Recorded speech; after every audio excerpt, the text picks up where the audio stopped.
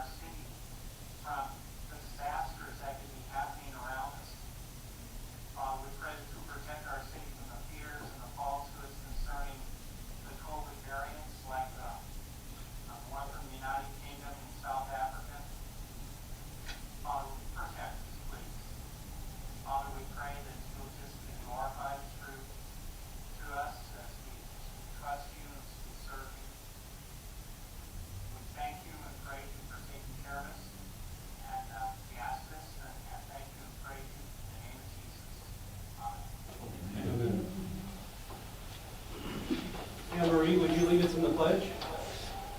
Allegiance to the flag of the United States of America and to the republic for which it stands, one nation, under God, indivisible, with liberty and justice for all.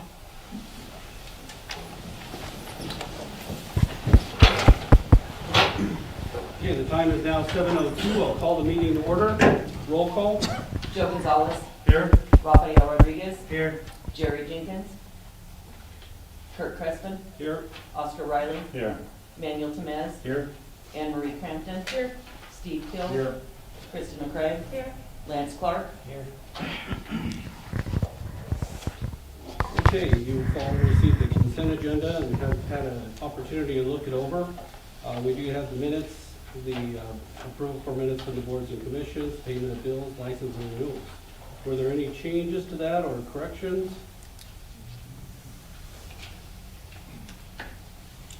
I make a motion to accept the consent agenda. Second. We have a motion and a second to approve the consent agenda as submitted. Any final questions? Seeing none, all those in favor signify by saying aye. Aye. Opposed, same sign. Motion passes unanimous. The next item on the agenda is the public comment section. During this portion of the meeting, anyone may speak on any subject that does not appear on the agenda. Individual speakers are limited to 3 minutes each, and it's at the discretion of the council. If you decide to speak, we would need you to provide your name and address as you speak to the council. Do we have anybody who would like to speak to the council tonight? Okay. Please give your name and address, and I'll start the timer, just so we have record. My name is Barbara Hernandez. I'm at 305-8305 Surrey Ridge Court. And you do have a packet in front of you that contains the Town of Monuments resolution. It's a resolution reasserting the rights of the Town of Monument and its residents and condemning the unconstitutional limitations imposed upon their freedoms by the government of Colorado. And if you read through that, the statutes and the constitutional rights which we should be standing on. And this resolution did pass 2 weeks ago, 7-0, with their board of trustees. We did have the candidate for governor, Lori Clark, come down and tell us about that. She's on the board of trustees. And it made sense to us. You should also have a letter in your packet, and we've made a few minor changes to a couple small mistake, so I'd like to read that to you to make sure that we're on the same page with these letters that you're receiving.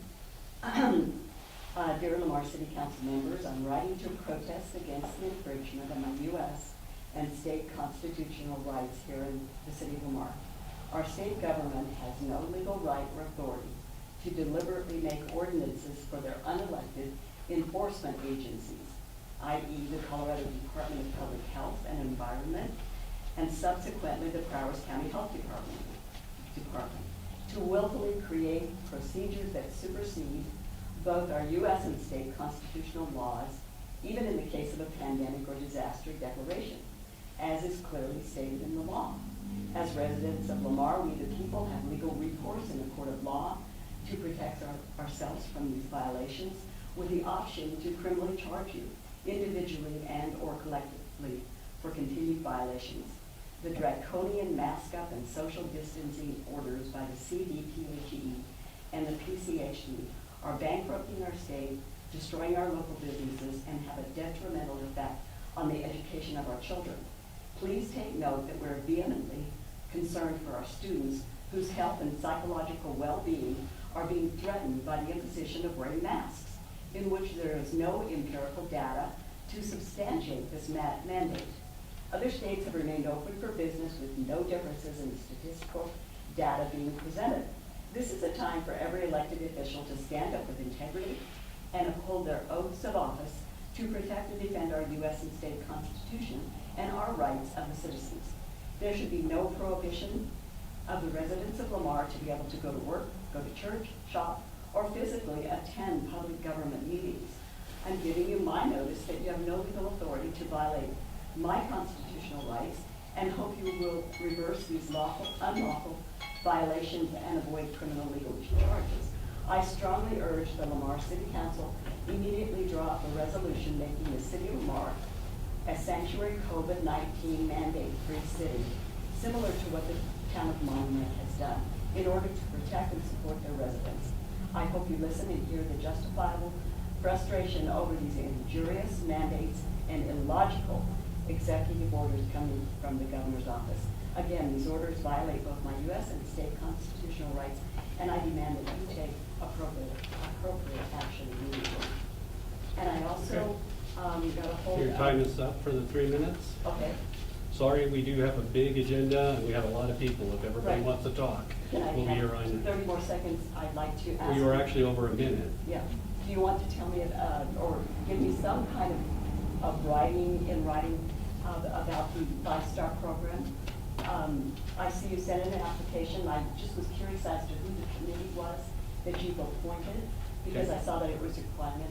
If you could provide that information for me, I would appreciate it. Okay. I Okay? can do that. And keep in mind, we've gone through 10 months of this unconstitutional violation. Okay. Enough is enough. Thank you. Is there anybody else would like to speak to the council? I would. Okay.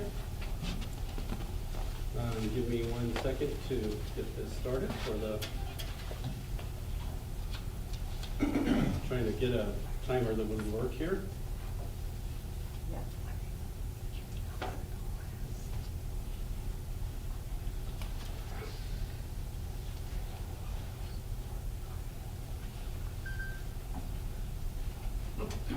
Okay, can you state your name and address, please? My name's Wanda Roman at 402 Division Street, in Lamar, Colorado. Okay. Okay, in reference to the letter that Barbara Hernandez just read, we've had some questions on how does this work, and we've kind of been working along with Monument with Laura Clark, and she had said that the qualified immunity is a judicial doctrine that protects public officials from liability even when they break the law. The doctrine has no valid legal basis. It regularly denies justice to victims whose rights have been violated. Insurance protections for that immunity will not defend against a claim that is wanton, willful, deliberate, illegal action on the part of elected officials. 10 months of constitutional violations with massive media information and public outcry makes it a defensible to the insurance carrier, leaving that elected official open to personal lawsuits. And my concern is that we already have state requirements for wearing masks and stuff. I, for one, have asthma, and I cannot wear a mask because I'd probably throw up all over everybody. But I really think that the mask needs to be taken away because it's more damage than it is hurting. I'm not a medical doctor, but just from my own experience, there have been kids that have passed out on the basketball court because they have been required to wear their mask. And I believe it was a boy from either Swink or Eads that had passed out. And a girl was playing basketball. She had asthma, and she also passed out playing basketball. So this is not a good thing. Good, healthy people are wearing masks. For why? I don't know. I really don't know. And I feel like that there's been a miracle around here that no one has recognized. Has anyone died from influenza flu this year? Who knows and who cares? Because it's all about COVID, COVID, COVID. And I really think that the citizens of the United States needs to step up and do something about this COVID virus or whatever you want to call it, because it is damaging more than it is helping people. And I know that not everybody is agreeable, but we all have our free speech. We need to do something. And I feel like it starts at the local level. And like Monument has carried this through, and we're following Monument. And if more counties will follow, you guys, we can stop this now. It's not hurt anybody. Thank you. Thank you. Is there anybody else who would like to speak to the council? Okay. Would you state your name and address, please? My name is Alicia Greenlow. My address is 13141 County Road EE, Lamar. I would ask that this council bring forward an immediate resolution to make Powers County and the city of Lamar a sanctuary COVID county, similar to what the town of Monument has done, to protect and support their citizens. The government has no legal right or authority to willfully and wantonly create procedures that supersede our constitutional provisions. I am standing up to demand that you all say no to these frivolous mandates and illogical executive orders coming from the governor's office. We are a free people and this is America, and we should be able to live as we see fit without these mandates telling us what to do. Thank you. Anybody else who would like to speak to the council? Please state your name and address. My name is Iretha Ryder. I live at 6054 County Road HH5, Lamar. I would like to address mayor and council members. Hopefully you guys have been getting my emails. I want to make sure that you all understand that you are breaking the law and your oath of office by implementing restrictions upon citizens. By willfully, deliberately imposing unlawful restrictions upon the people, you are opening yourselves up to being criminally charged for violating and breaking the law and possibly lose everything you own. The 5-star state certification program is requiring businesses to violate the law and customers' rights according to the 14th Amendment and the Colorado Bill of Rights, Section 3, Section 4, and Section 24. As you know, there have been many illnesses and viral outbreaks that have swept the world and our nation over the years. Many people have died with influenza A over the years, and there was no shutdowns or restrictions.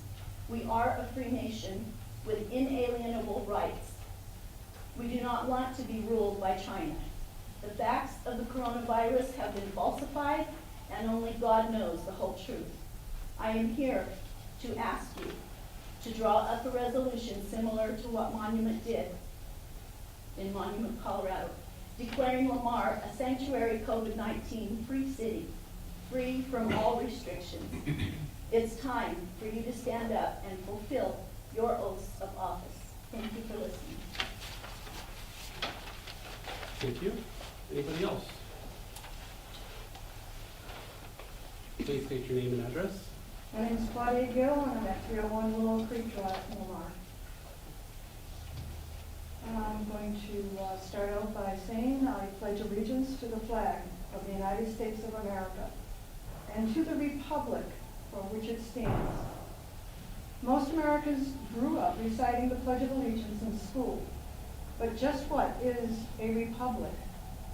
The word republic comes from the Latin res publica, or public thing, and refers to a form of government that the citizens act for their own behalf rather than the benefit of a ruler or a king. A republican government is one in which the political authority comes from the people. In the United States, power is given to the government by its citizens, as written in the United States Constitution and through its elected representatives. Thomas Jefferson borrowed heavily from the ideas of the Enlightenment thinker John Locke when he wrote the Declaration of Independence in 1776. Jefferson urged colonists to be part of the monarchy and become Republican citizens. The colonists' first attempted at Republican government was the Articles of Confederation in 1781, and then the United States Constitution in 1787, which further strengthened the power of the Republic. The definition of totalitarianism is a concept or a form of government or a political system that prohibits opposition parties, restricts individual opposition to the state and its claims, and exercises the extremely high degree of control over the public and private life. It is regarded as the most extreme and complete form of authoritarianism. In totalitarian states, political power has often been held by autocrats who employ all-encompassing campaigns in which propaganda is broadcast by state-controlled mass media.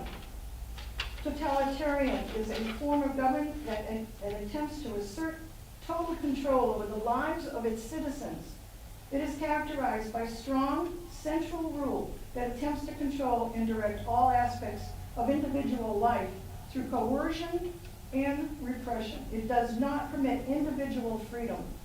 Traditional social institutions and organizations are discouraged and suppressed, making people more willing to be merged into a single unified government. Totalitarian states typically pursue a special goal to the exclusion of all others, with all resources directed toward an attainment regardless of the cost. And there's a group of us people that feel that right now, Denver, the governor of Colorado, is a totalitarian government. Thank you for your time.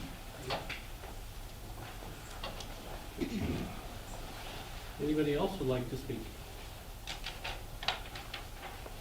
I'd like to yield 9 minutes time to Barbara so she can finish. Okay, Okay. thank you. I will go back to the 5-star. Okay. That was a surprise on the public. It was a surprise to all of us. We never knew anything about the 5-star. When we heard about it, we realized that Lamar had already adopted it.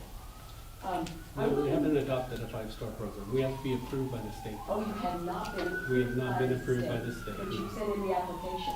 We sent in the application with the county Okay. and with the other mayors in the communities other than Holly, yes. Okay. Who was on the committee? Because I know there's. It says in there that the committee would be based upon the city administrator, the county commissioners, the mayors of the community, and we had put in there that we could have in there for chamber or any organization, 2 members from the community. And I wonder why you did this. We, Why did you apply for this? What's the benefits of it? the benefit was to have it available if we do have to go back into a closed state again, like we did in the Red Line. If we had the opportunity to do this back in August, before the last spike, we could have kept our businesses such as Las Brisas and the different restaurants, as well as the theater and the bowling alley open during the time that they changed the dial level to red. Now, we didn't have that option. We didn't have any options, so we didn't have anything other than to let them close according to the state. Now, this only is a voluntary thing. If nobody participates in it, nobody participates in it. If they do choose to, that's up to them. Now, the thing, right now, we're in the yellow level, so everything is open. There's no need to do it, or most everything is open. There's no need to participate in it unless they want more capacity. So we applied at this time because there is no spike, we're not in a closed state or anything like that. We just applied to the state to see if we can get it approved, so that if we do have a spike in the future, we have that tool available for any merchant that wants to take place or participate in it. So that's what it was, that's why we did it, to have the tool available in case we do have that situation rise again. So you applied when we were in orange. Yes. Okay, is that, well, so what set us back to yellow then? I mean, does it On make a difference Saturday when you morning, apply? at Saturday morning at 9 o'clock, the state changed Prowers County to yellow because the numbers were much better.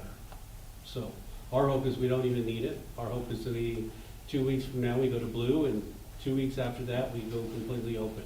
Do you ever get Fine. concerned about so much data that you're sending off to the state? I mean, there's a lot, because I know on this, they're really after contact tracing. Right. And that seems to be the required element in all the entities. Okay. I think that's a dangerous scenario to put your county or your city in. And that's only on the businesses that decide they want to participate. So if they don't participate, there is no contract chasing. What have they seen? What have just out of curiosity, I'm not doing a time thing, I'm just asking, what do they know about the 5-star? What do the businesses know about it? And the ones that have been interested in it have been reading up into it. They've been asking the questions, but we have not presented everything to them until we get a final approval, because the state may ask for different changes, different modifications, whatever, before we get it approved. Now, once we get it approved, we will take it to the businesses and say, here's a complete program. If you would like to participate, you're welcome to participate. If you don't, no questions asked, we'll walk away as well. This is just a tool for them, no different than them using, any other tool that we would have. The library is just an option for them to use. It doesn't mean that they're forced to use it, and they're not required to use it. So, And you said we're in yellow. I called the community building today, and they can't have more than 10 in every one of their rooms. and I wouldn't know what the capacity is in the rooms. Well, Yellow means there's 50%. 85 in Yellow means multiple 50% of the capacity of the room. Yellow So is if the 50%, room of the capacity, yes. so that's what they could operate under, and some of them Under probably 50% better. capacity. It's per room. It Yeah. depends on what each room Right, is. the great big Yeah. room, then that holds 85.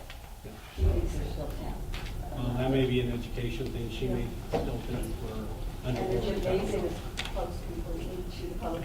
Well, That is still- well, where you go, we're actually putting a new roof on right now. Oh. So the gym's only open because of the Right. debris and things, yeah, that's one. And have you ever thought about having more interaction with the public as opposed to the health department, blah, blah, blah, to hear from the public? Our We meetings have a are lot- open every 2 weeks. Huh? Our meetings are fully open every 2 weeks. Yeah, well, 3 minutes. Could we Oh, have yeah. a dialogue longer than 3 minutes Well, sometimes? we do have our work sessions. We had a work session last week. Okay. You could have attended as well. So those are more free Relax. dialogue and things of Do we those get on the natures. agenda but, for a work session? We could look at that, yes. We need to see what the schedule is for the next couple of work sessions, but we can look at that. So- Because my concern is that we are too hooked up to a governor that does not represent us. He doesn't have a clue what we're all about.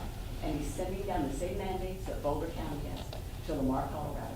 Okay, Wrong. thank you very much. Do we have anybody else who would like to speak?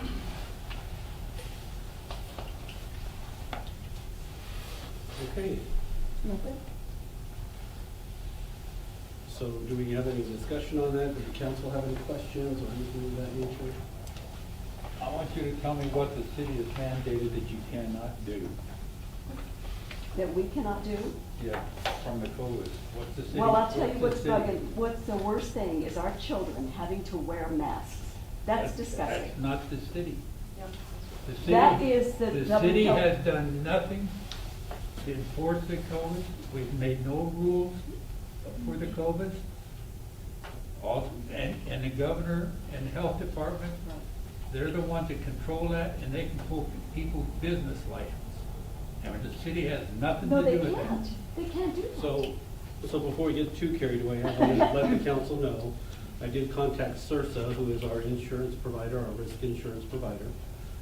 They advised me that, as a member of the state of Colorado, it is our requirement, unless we cede from the state, to follow what the state is sending down.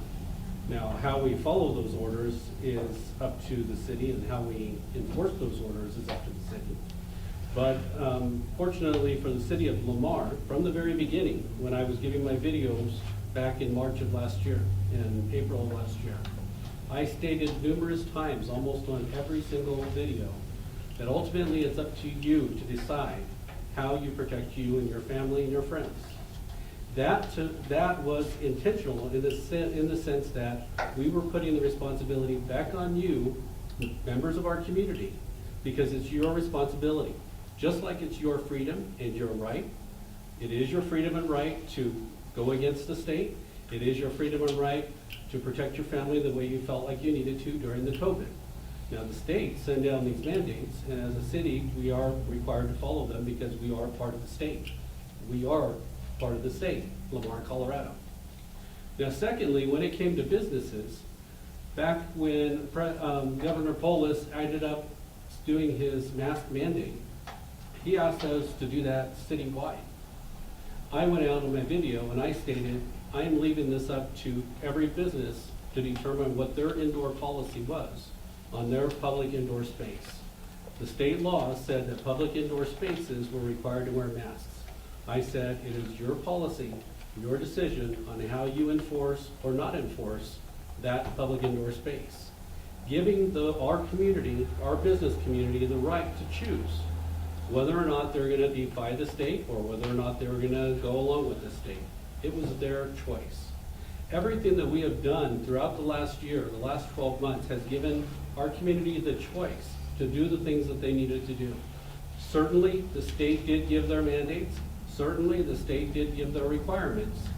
But as far as enforcement, local enforcement, we did not hire, similar to other communities, we did not hire any mandate officials to go around the community and check on mandates, check on mask wearing. We did not do any of that. We did not hire anybody to go around checking in the stores by any means. And we did not have our police officers enforce the state orders, thus leaving it up to our citizens to make the choice. Do you want to follow the state orders, yes or no? The state is giving us the reasoning, saying that this is for the betterment of the community, betterment of the state. We pass that along, and we forward it on to our community, and we give our community members the option. So when it comes to, according to CIRSA, our insurance risk advising company, they have advised me that when it comes to any lawsuits against the city, unless you can show where we mandated, where we've given tickets, where we've used any authoritarianism and took away people's rights, there's really no legal standing to press any charges against the state, and they have agreed to cover us in the event that that happens. So from my standpoint, I'm just passing this on to the whole council that we did go through this process over the last year. And I made it very clear that we were given the option for our community members to decide. It's against the law to go steal, but I can't sit there and have our officers hold every community member's hand and say, don't steal. That would be a violation of their rights because they don't deserve to be watched over and mandated that way. This was no different than the masks. We give everybody the option to do it or not to do it. And we left it wide open for your choice. So that is where my stance on it was, and what I've been trying to do over this last year to make sure that no rights were taken away, that nobody was required to do what they weren't doing. And even with the five-star program, like I mentioned, 100% voluntary. If they don't want to participate, they don't.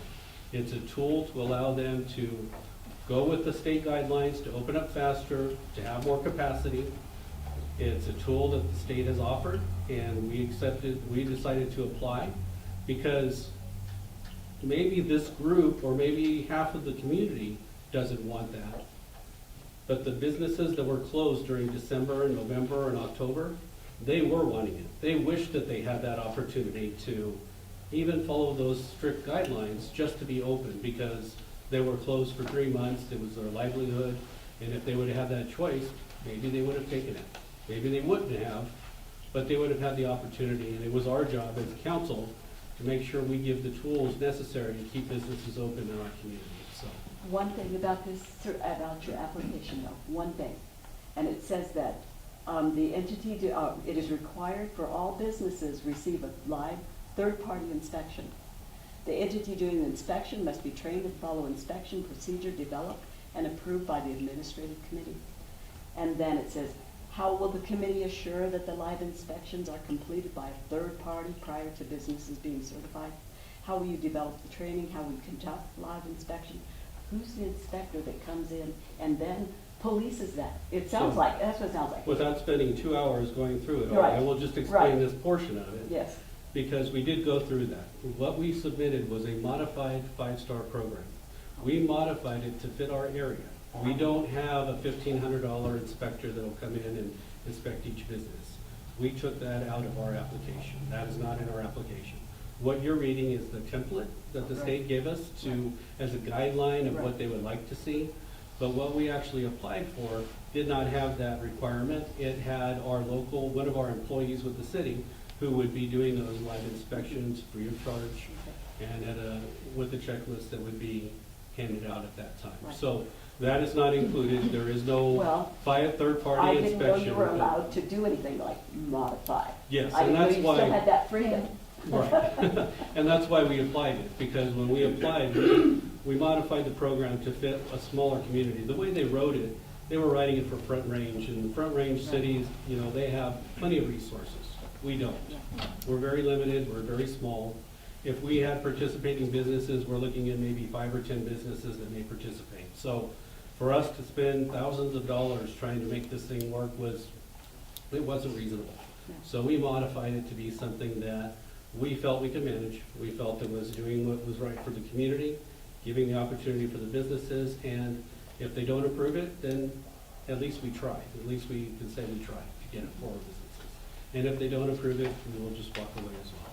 So, but that's the five-star program, kind of in a nutshell, and that's how we approach that. And that's how we were approaching the COVID pandemic over the last year. And so, if we need to accomplish anything as a group, something that's really bothering all of us on behalf of our children, I know you don't have anything to do with it. I understand that the commissioners are indeed our health, Megan Hillman's boss, and we go back to the commissioners. And that may even be a situation where you have to go back to the state and go back to the source of where these mandates are coming from. And I'm saying that because the commissioners are also getting this down from the state. And as part of the state, we have to go by what the state is giving us to a certain extent. Bottom line. Well, So yeah. it may be a situation where if you go to the county commissioners, you may have to move up to the next level. But nonetheless, that's where we're at on the scale is, we're very low on the totem pole of where you're looking at trying And to I make think a as a change. favor to your constituency and your citizens in Lamar, Colorado, you might ought to put out a blurb in the newspaper or something saying that 1,100 cases are not, that's from way back when, all these numbers, and people are walking in fear. They're walking in fear, just who wants them? I don't think you do. But 1,100 cases from 10 months ago, when? And there were 1,100 cases. Somebody needs to clarify that for the people. Okay. There's not. And we don't manage that part. That's the press release from Yeah. And they do put in there that it's a cumulative Yeah. over from a full year. Yeah. So A lot of people don't how we get that. manage that, we don't really Yeah. produce that information, so. Yeah. But I get you, I understand what you're Yeah. saying, though. Yeah. Did we have any council members that wanted to speak, or? I want Daniel? to thank you guys for coming out. We all did take an oath, to uphold the Constitution, and so what you're doing right now is the responsible thing to do. As a community, we all need to check up, find out, inquire, and I think that the mayor gave out some good information tonight that maybe, Clarify. wasn't understood. Because one of the things, that when our rights aren't exercised, they can be, whether it's revoked or just forgotten. You don't see many people, and sorry Cal, I'm not trying to promote this, but you don't see many people open carry. But you have a constitutional right, you can open carry. In here? I don't think in here. Well, I mean, we thought about it, but. I don't know. But I'm just saying, in general, if you're walking, but you don't see many people doing it, right? You're right. Well, why? Because it makes people uncomfortable. So sometimes, like with whether you're going to wear a mask or not wear a mask, or keep your business open, or if you need to uphold the Constitution and your rights, otherwise they'll start to erode. And so what you're doing is a good thing by checking and finding out, but we haven't done anything particularly to hinder people from exercising their rights. You just have to exercise them, and you have to encourage your neighbors to exercise their rights. That's how you start changing things. It's really not healthy to try to change things through the government, because then we'd have to start getting them to do everything and anything. Once you start going down that road, then you're gonna have to start trying to do it for every little thing when you already have the right to do certain things. Whose rule is it that we have to be out in the hallway? That's state, and that is something we do follow in accordance with the state, because it's a courtesy for our citizens in the community of Lamar. If we didn't do that, then we are putting our citizens at risk by coming in and avoiding the state. So that's just not a risk we want to take. So one thing I do want to mention to you, and I'm glad you kind of mentioned that, because you're right. That is a choice that we make as a city, as a council. But I want to make sure you understand, more than anything, is that I hear what you're saying. I get what you're saying. I sent a letter out to our council earlier last week, letting them know what they don't know, what they haven't been aware of. Over the last year, I myself, as the mayor, I've had concerned citizens such as yourself wanting us to tear down the walls and wanting us to open up the city and wanting us to quit wearing masks and wanting us to grab the pitchforks and join in and go up to the state and demand our freedoms. I've had that. But at the same token, I've also had families in my office in tears crying because they couldn't go to a family funeral. Or I've also had the extreme of somebody sitting across from my desk shouting at me, telling me I'm a horrible mayor and a horrible person, and that it was my fault that their family member died because I didn't lock down the city. So one extreme to the next. It's one of those things where it is a balancing act for us as a city council to decide. We have 8,000 people that we need to legislate for, 8,000 people that we need to represent, 8,000 people that we need to try to do the right thing for. And even though half of the community may feel one way, we also have the other half that we're feeling the same way as well.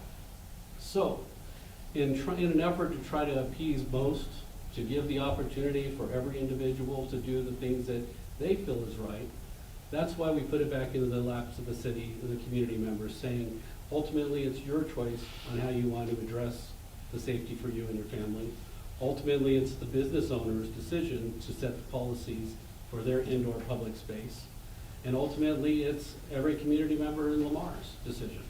Now, we don't control what the school district determines is good for the kids. We don't determine what the hospital feels is good for inside the hospital. But we do control what we feel is right inside the community building, inside the city building, and inside the areas that we do.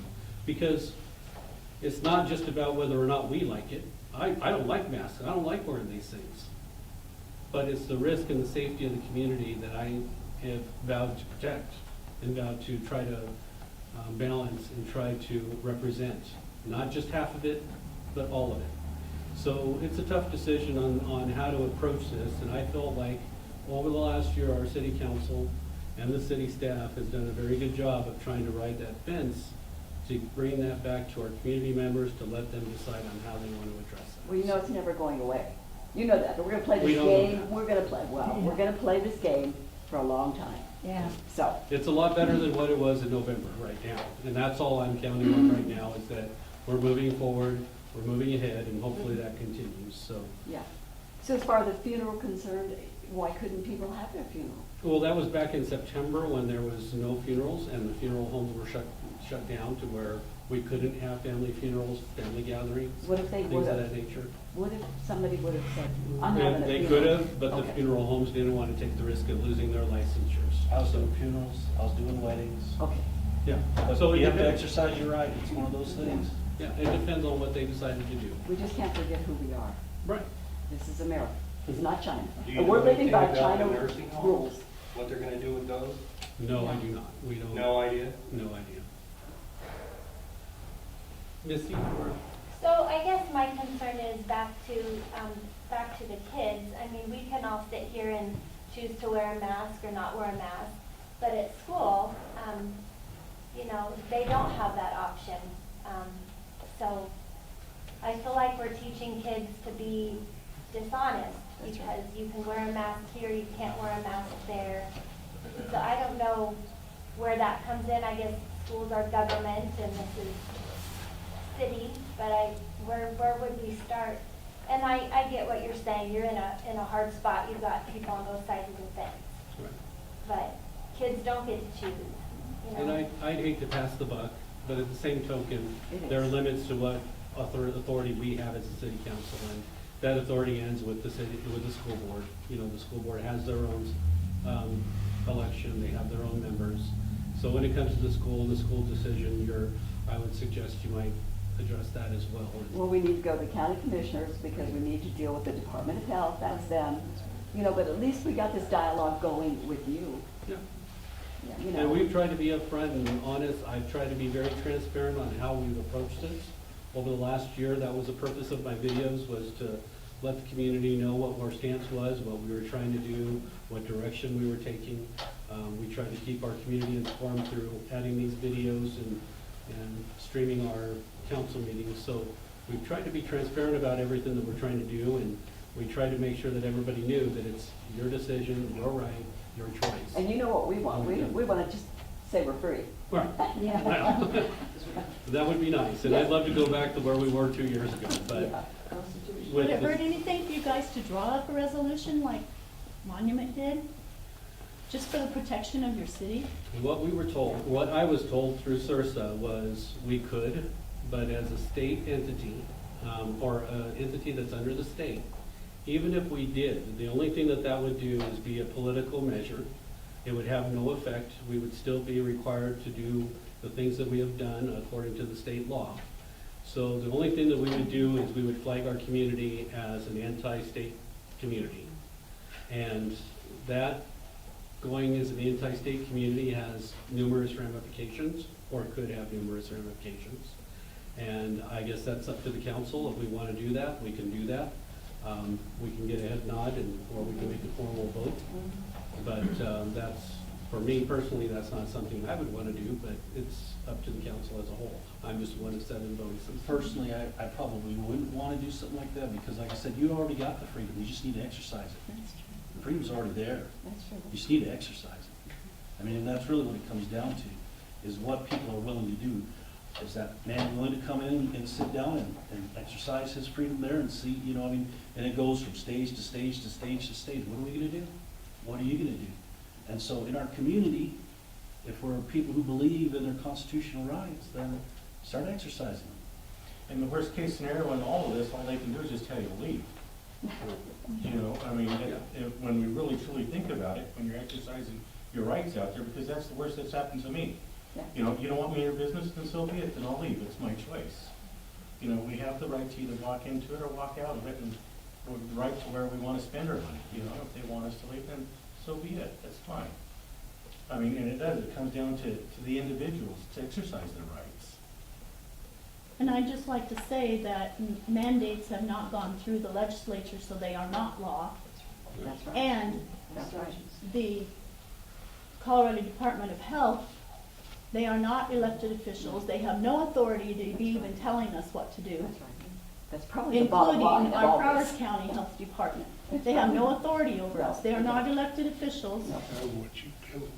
What you give them, that's true. And we choose to And they listen have to no their right to advice tell us and what to their- do. their- So why are you letting them tell you what to do? Exercise, I think it's on each Choose individual to. to That's exercise what their I'm saying. right.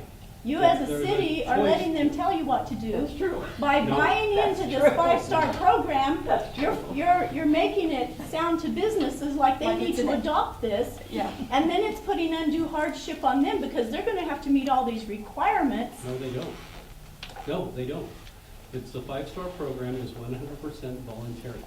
If But you it's don't wanna violating our participate- rights when they don't let, when they require a mask to come into their business, which this five-star program requires. They can do the same thing with no shoes. If you choose to walk in their store with no shoes.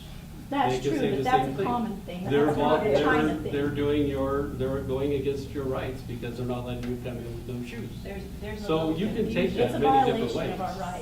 Some businesses are terrified. I went into one and he said he would risk a $500 fine if I didn't put a mask on. And that's their They're choice. terrified. Like I said, Yeah, he was as their right, they have the right to choose what their corporate policy is gonna be within the doors of their business. But Kurt, That's their public indoor this space. is double standards. How is that? You right? have the right to say to an entity issuing illegal, unconstitutional mandates for you to enforce. You have the right, you have the choice. Like the businesses have the choice. Am I wrong? Right, but the You same have the thing, choice. they also have the right to be fearful. I Huh? mean, so they have the right to be fearful. Uh-huh. People have Yeah. the right to But are be you guys fearful. fearful? And if they want Yeah, to 8,000 implement things Health department has that no right over us. uphold their fear, we don't have the right to infringe on what they're fearful. You know, that's part of the freedom, is that they get to be free to be fearful. I wish they weren't, but they do. you guys are fearful if What? you're, So we keep going around in Enforcing. Yes. circles. And this is something that we've been Almost doing an for hour a on year. this? Can we just move on? Yeah, we've been doing this for a year, so. no, This we isn't, have two questions.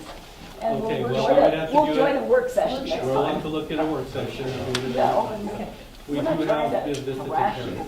Thank you for your time. Yes, Thank thank you. I would like to thank you guys for showing up. We and showing appreciate it. action and exercising your rights. Yeah, thank you. Thank you. Yeah. I'd like Okay. to thank you personally and the council. Your position seems well-reasoned to me and thought out. And, you know, I learned a bunch about the five-star program tonight. And I was kind of surprised that you had the ability to opt out of parts. So it was a learning experience, and I thank you for giving us that information. Thank you. Thank you, Jim. Okay, so, we'll move on to the actual meeting. That was our public comments. The next item on the agenda is reports and correspondence, unless there was anything else that the council wanted to address before we move forward. No? So we'll move on to the city treasurer's report. Kristen? Nothing tonight? Okay. All right. We have the city clerk's report. Linda? So our December sales and use tax collected in January was $582,132.45, which was up 39.11%, or $163,676.47 from 2020. Our year-to-date collections were the same. So, with that being said, when I seen the 39.11, it threw up some red flags. But I did go back and do some checking, and what I found was that one of our local transportation companies had a little over $80,000 in use tax that was submitted to the state, or to the Okay. city. So that's a portion of that. Also, some of our, a couple of our online businesses, along with a couple of our local businesses, as well as some telecommunications was up significantly for 2019. So, do I envision us continuing in? I hope we're up for the year. I just don't think we're going to see a 39.11% increase. You're alone. But good news. Sounds like that mic is getting picked against the background. Is what they're saying. Okay. That takes care of the city clerk's report. Are there any questions for the city clerk? Seeing none, we'll move on to the city administrator report. Steve? Yes, real quick, since my report last meeting was so long, I'd said shorten it up tonight. Valentine's Day, President's Day are coming up, so just so everybody knows, the offices will be closed on Monday. And I just want everybody to see what's going on with the Troy Motel. You have a bunch of pictures in your packet. We should be done in the next 30 days, and then we can schedule a demo.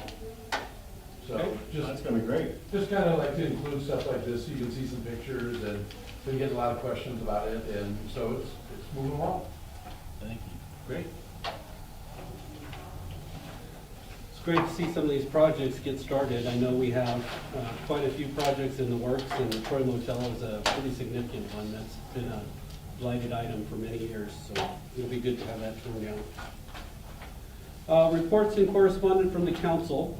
Of course, correspondence-wise, we did receive numerous letters concerning the discussion we just had. So that's some of the correspondence we've had. I did not have any other letters that have came in. At the work session, I did receive some letters from the members, some students from the Hope Center, who would like for the city council to consider putting some investment and some effort into the tree farm park.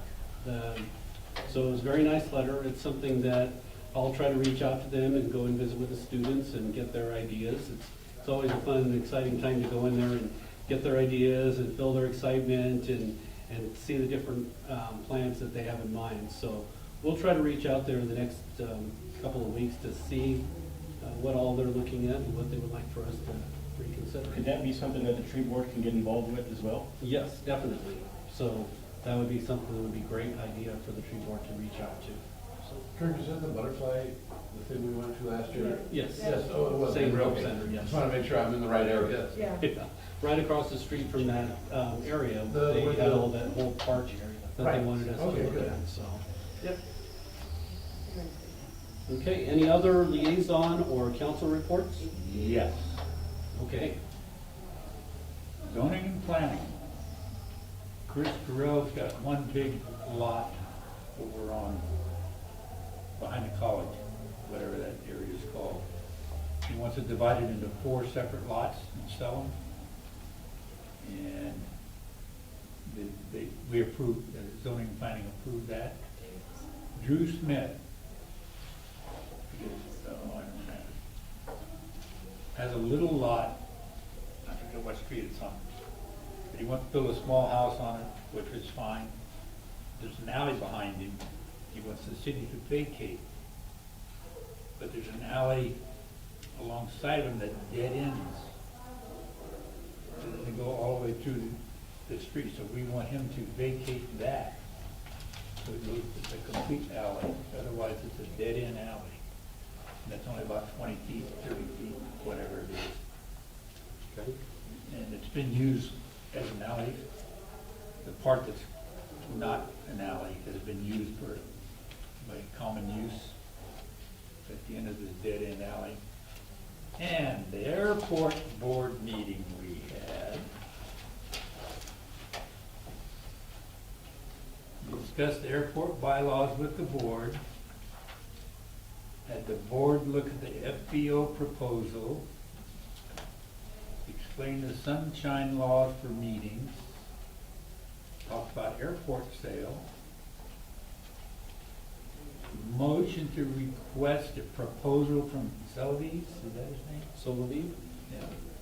He's the person that was interested in buying. For a proposal for future prospects. And we'd like to put a motion on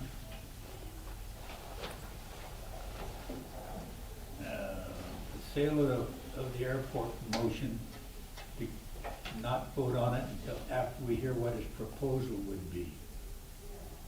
Does that make sense? It's a little confused there, but, so when we had the airport board meeting, I had attended along with Oscar, and there was some discussion about, we had interested party that was interested in purchasing the airport. And I had mentioned this at our work session, and during the work session, I had, brought this up and mentioned it to the actual council. And during the work session, I asked if we can get some direction and some feedback. And at that time, the direction from the council, not a formal actionable item, not a formal vote, but direction was that none of the council members were interested in selling the airport at the time. I did take that to the airport board, and there was some questions and concerns about it. Members of the airport board felt that we should have found out what the offer was, what the information was, what his plans were, and really do a consideration of what was being offered before we just said no. So that was where they did a motion to ask for that. They did not end up voting on it, but they did do a motion to ask for the council to reconsider the actual item of a no and consider finding out what the proposal was before we do that. Now, I know there are some members of the Lamar Airport Advisory Board that have joined us on Zoom, because during that meeting, I had expressed what direction I had received from the council. And with their questions coming back, I stated that the best decision or the best choice would be for one of them to come to the council, explain their point of view, explain what their questions or concerns were, and let the council decide if from that point to really give an option of what needs to do. So we do have that open. If any one of the airport advisory board's members, are you okay with that, council? If one of them would like to speak? Sure. Yes. Okay. Do we have a member that would like to speak?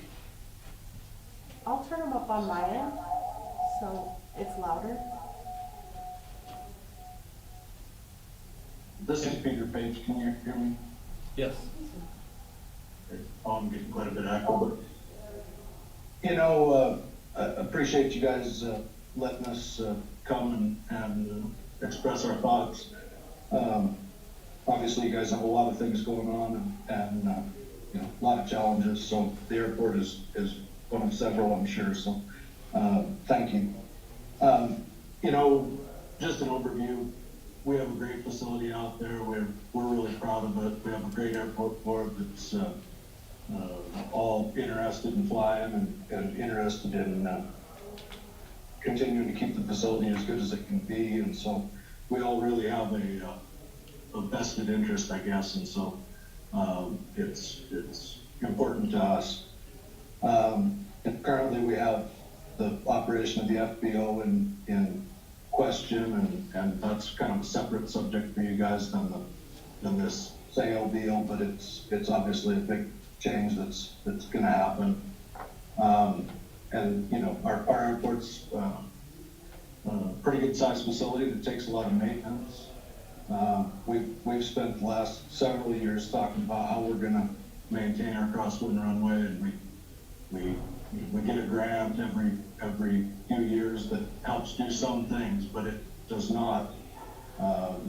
It doesn't look like it's going to take care of the crosswind runway in the long run. So that's a big concern we've got. It's probably it's in excess of $1 million project, depending on who you talk to. It could be multiple millions, but it's definitely more than $1 million, and clearly out of the inside budget. So one of the things we always are talking about is how do we maintain what we've got, and clearly that's a challenge. Well, with that as a preface, there's been this inquiry about maybe doing some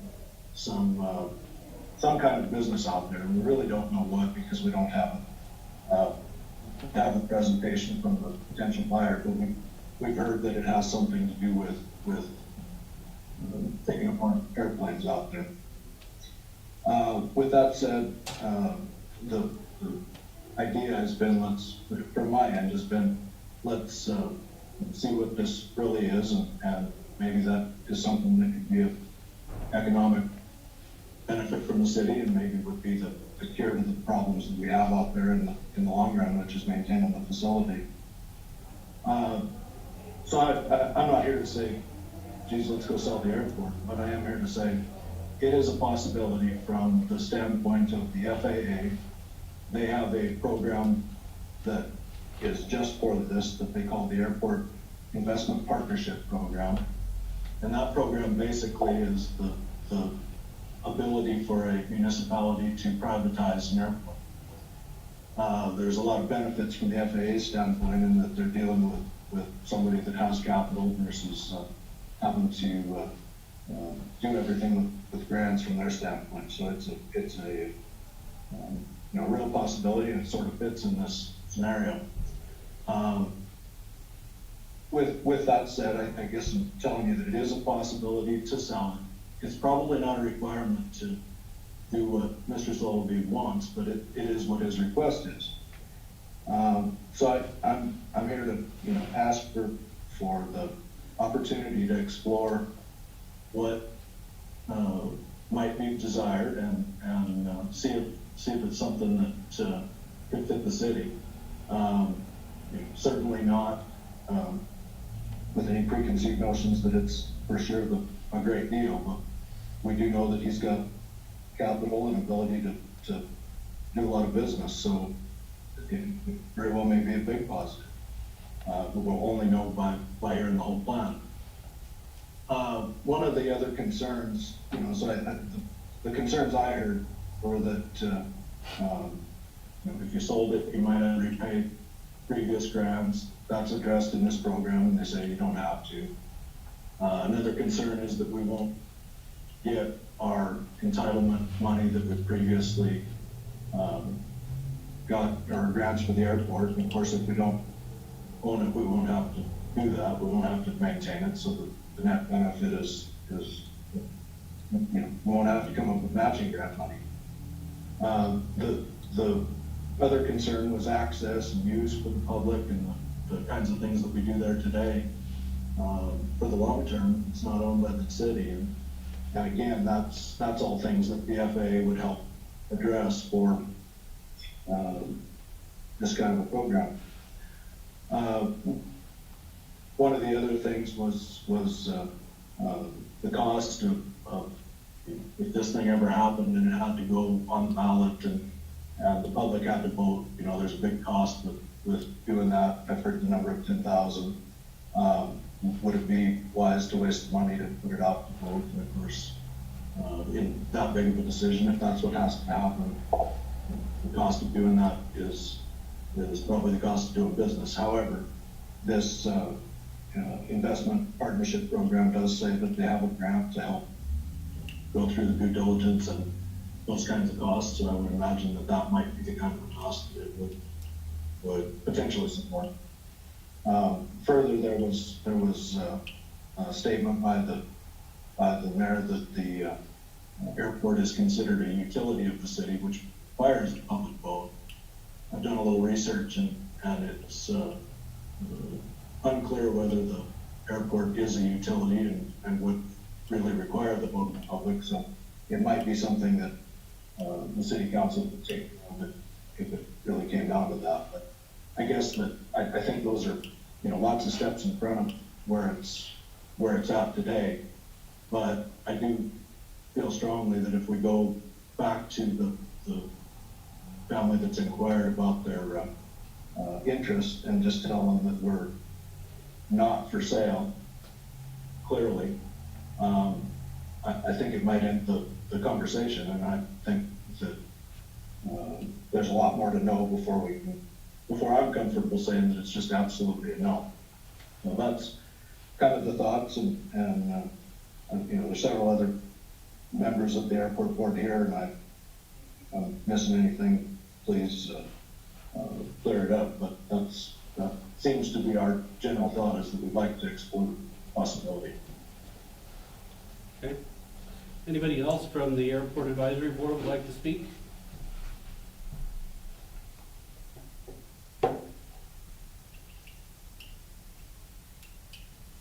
Nobody? Okay. So that is, that was a member of the Airport Advisory Board, and as I said, that was their advice, is that we reconsider that.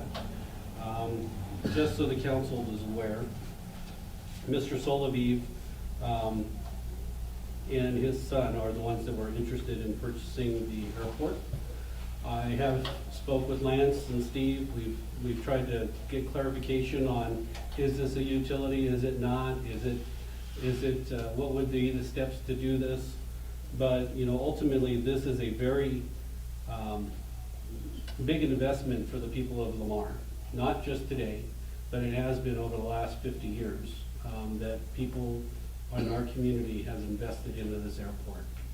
And my feeling would be, I wouldn't want to make that decision on selling the item myself, but I'm only one of 7 voices. I felt like that would be something that, according to the charter, states what defines a utility system. And my reading it was saying that it was a transportation system, which is a utility in the charter. However, that could be, you know, determined different ways. So we're trying to get clarification on that. But if it was a utility, just to let the people know, if it was a utility, the process would be, the council would need to make a vote whether or not we wanted to pay to have it put onto the ballot for a ballot initiative. If we chose to, it would go to a vote of the people citywide. The citywide community would make a decision whether or not they wanted to sell it. And if they chose that they did want to sell it, then we would come back, create a request for proposal or bid process, and we would put it out to bid for everybody in the United States or in the world to bid on the one item. So we wouldn't be looking at just one proposal, making one negotiation, making one deal. It's not that simple. It would be a longer term process that would take more steps than what it seems. And do we want to take that first step or not? Is this something we want to expend time and effort trying to find out? That's up to the council. We can make those decisions, or we can continue to move on. But my feeling is that in speaking with Mr. Soloviv, he's interested in working with the city of Lamar on a project. His number one preference is to buy the airport. I don't know what other options there are, but we do have a meeting scheduled with him and his father tomorrow at some time, where we will be discussing this. And depending on what the council tells me, if the council tells me they want me to pursue it and find out what the options are for buying it, we can move forward with that. If the council tells me to let them know we're really not interested in selling it, I can tell them that. If the council just wants to find out what ideas he has, we can find that out and bring it back to the council in the next meeting as well.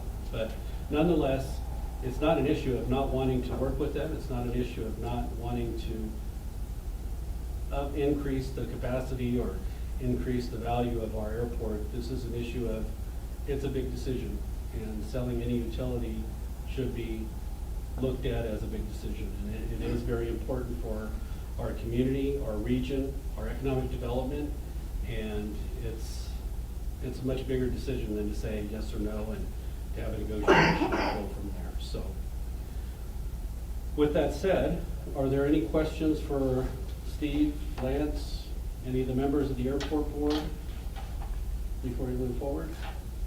Or do you guys want to have any comments or discussion?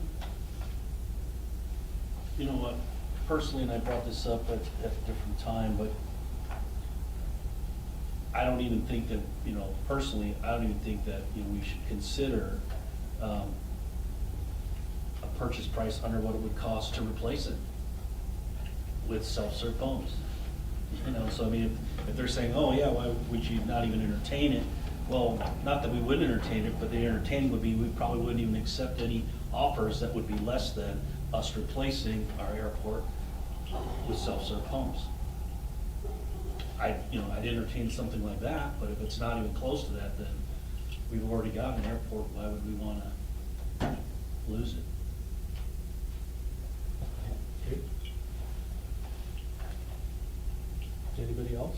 Kurt, I would like for you to visit with Mr. Soloviv and his son you know, and find out his business proposal or his plan and what he actually has in mind, and, you know, bring that back to a work session and, you know, visit with everybody here. And it is a big decision to sell such a utility like that, and it's not gonna be an easy decision to come across or to even comprehend something like that on that scale, but it may be an opportunity, I'm not sure, but I don't wanna shut out the idea without you visiting with them, you and Steve firsthand, and, you know, and finding out exactly what the pros and cons are of such a thing. So just to make sure everybody's aware, for the meeting tomorrow, we have Steve, myself. I've invited Anne Marie as the Mayor Pro Tem and as the President of PEP, Powers Economic Prosperity. And we've also invited Pat to be at this meeting, so that way we have the airport manager there at the meeting as well. So I feel like we have a pretty diverse group that should be a good representation and could ask valid questions. My only concern would be that I don't want to lead him on if we're not interested in selling, or if it's going to be very difficult to sell. I will, you know, I feel like it's my responsibility to say, we'll have to get it passed through the whole community. We'll have to go through a bid process. We'll have to make sure he understands the uphill battle he may have. And if he's still interested, we can proceed. But I don't want him to think that it's, give us a good proposal and we're going to run with it, because it's not that simple for us. I want to be realistic about this, and that's something I mentioned, you know, all along, is that there are certain steps that'll have to be taken. This isn't an easy process, so it's not a. Daniel made a valid point, you know, on the purchase price, you know, on a, be able to replace it on what we sell it for. Which, the only reason why I question that is, why wouldn't he build his own if Correct. he had enough money to do that? Yeah, build your own. We could help him build his own and just do a partnership to help him build his own. Find next some door. property out there located next to the airport. Right, and we can help him do that. And, yeah, most definitely. Yeah, and so I mentioned that to him when I spoke to him on the phone. I said that my original conversation with him was, I don't think this would be a very easy process. I need to talk to my city administrator, my city attorney, and staff to see what the steps would be to sell the airport. And I asked him to give me some time to find out that information before I came back to him. When I spoke to him the other day, I had committed to calling him back, so I did call him back, and I told him, you know, it's a bigger task than what we imagined, that it may not even be possible. And I said, but I do want to ask you, even if it's not possible, Mr. Soloby, would you still be interested in doing some kind of a partnership for some business, some type of development, because we'd really like to do business with you, we'd really like to create a partnership? And he said he would be interested in talking about it. And that was kind of where we left the option. And I said, I'll continue to try to get the information on what it'll take. Hopefully I'll have that when we meet on Tuesday. And, you know, that's my plan, is to have that conversation. And I want to be upfront with him. If it is something we don't want to do, we still want to definitely do business with them. We still want to have a development with them. We still want to consider whether it's a salvage yard that has requirements, or whether it's, you know, a new warehouse facility, or whatever it may be. We want to keep those options open, and we'll just have that discussion and see where it goes. If it's okay with you guys. Yes. And Kirk, just to discuss this a little further, I mean, it looks to me like it's always been considered a utility. It's always been treated like a utility. It has utility transportation purposes. I think that it could fall under a utility. Even if it didn't fall under a utility, the council still has the ability to submit it to the people. And given the significance of this airport to the community, this may be an issue that you want to submit to the people rather than making it yourselves. Fair enough. Okay. All right, do we have any other questions, or did you have any comments from the airport board before we move forward?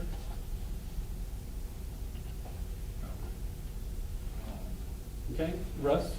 At the work session, y'all were talking about contingency funds to keep the FBO operating over a 45-day time period, and then a little bit perhaps beyond that.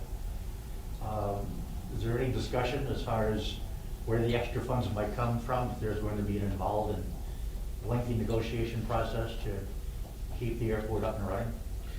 We have a couple of items to go, and then we'll be on the FBO discussion. Oh, okay. And we'll give you kind of a fuller update, but I want to keep moving forward before we Sure. get All right, there, no, so. no. If you I don't was on the mind. same page, never mind. Okay, no problem. All right, so with that in mind, we're gonna move on to the next item of business, which is full business. Item number 1, North Fork Farms, North Fork Green, which is a site lease agreement. Steve, do you wanna touch on this one? Well, this is what we've discussed. This obviously is the domes, which would be the property on the north side of Maple Street. We have Mr. Tim Hume of North Fork Farms who's interested in leasing the property from us. I think everybody knows that the payment from ARPA to the city is $511,000.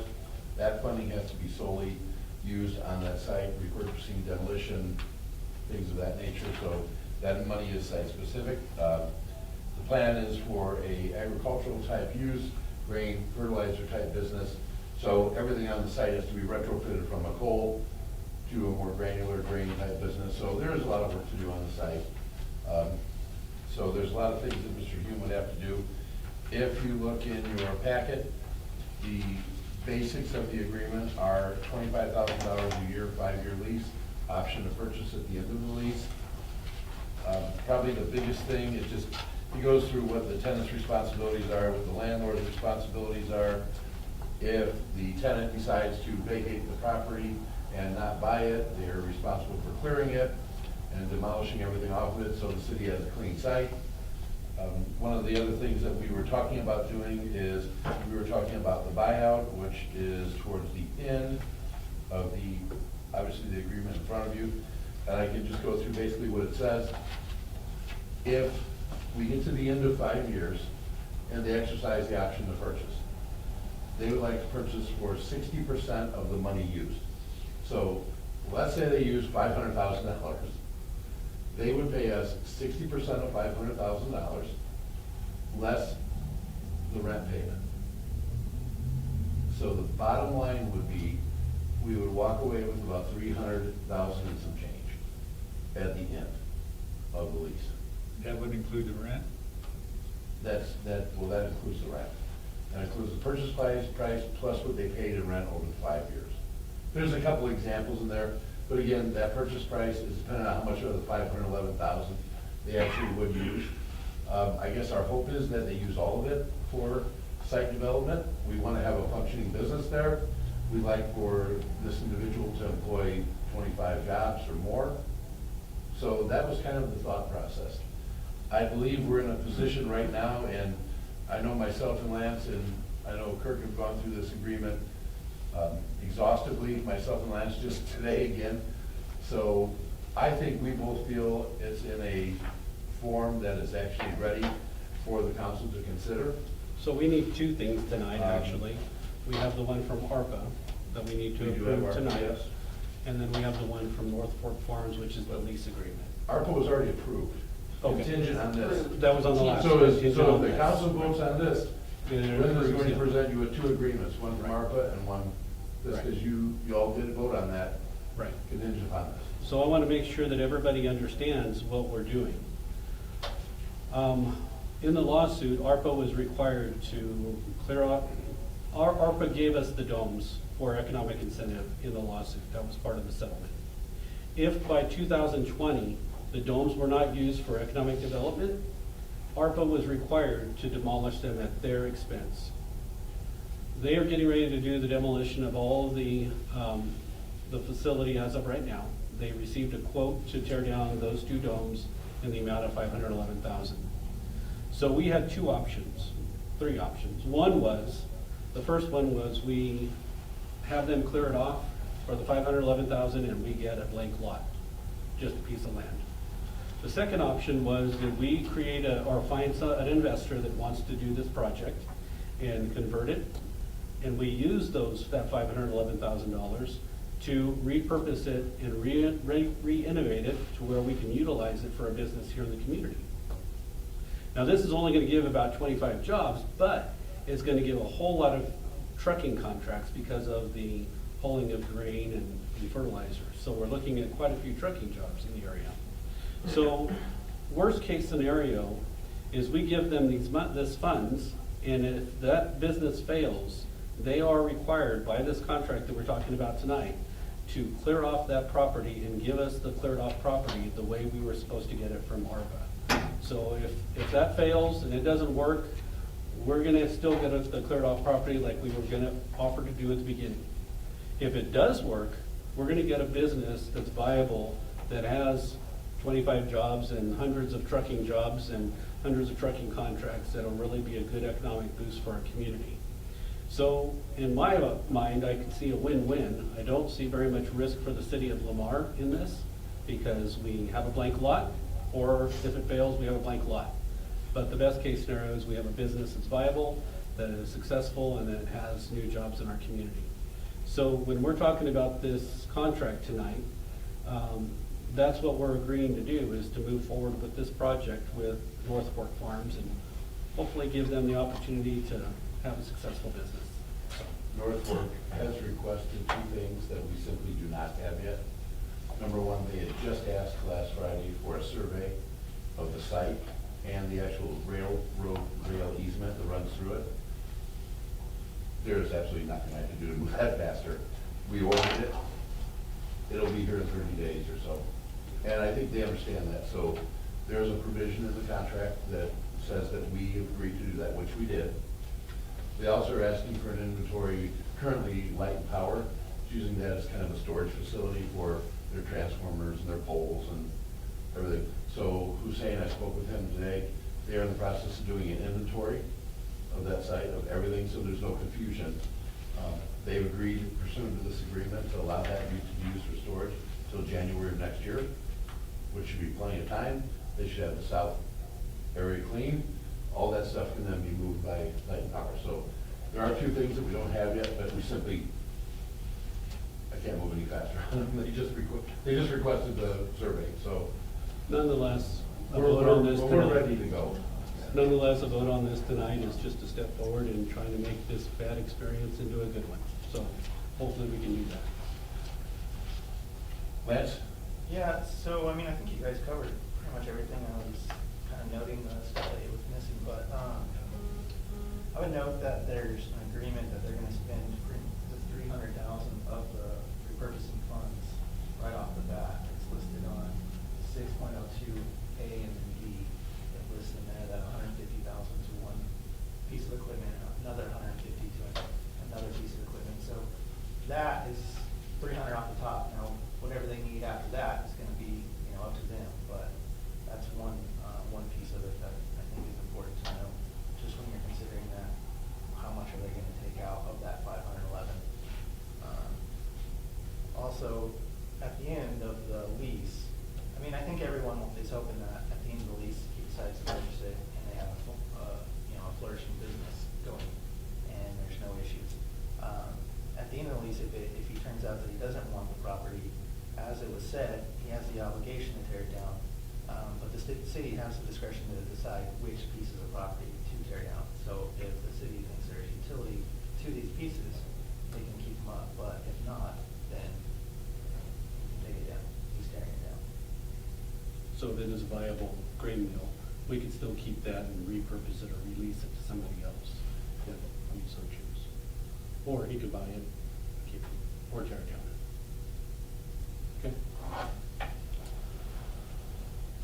So the risk really to the city, or I guess understanding your risk here, is whether you think that's a valuable approach to take versus the risk of, as we discussed prior, the potential for not having that property repurposed or being torn down. I mean, the risk is always going to be there, but the city has an opportunity to decide whether they want that versus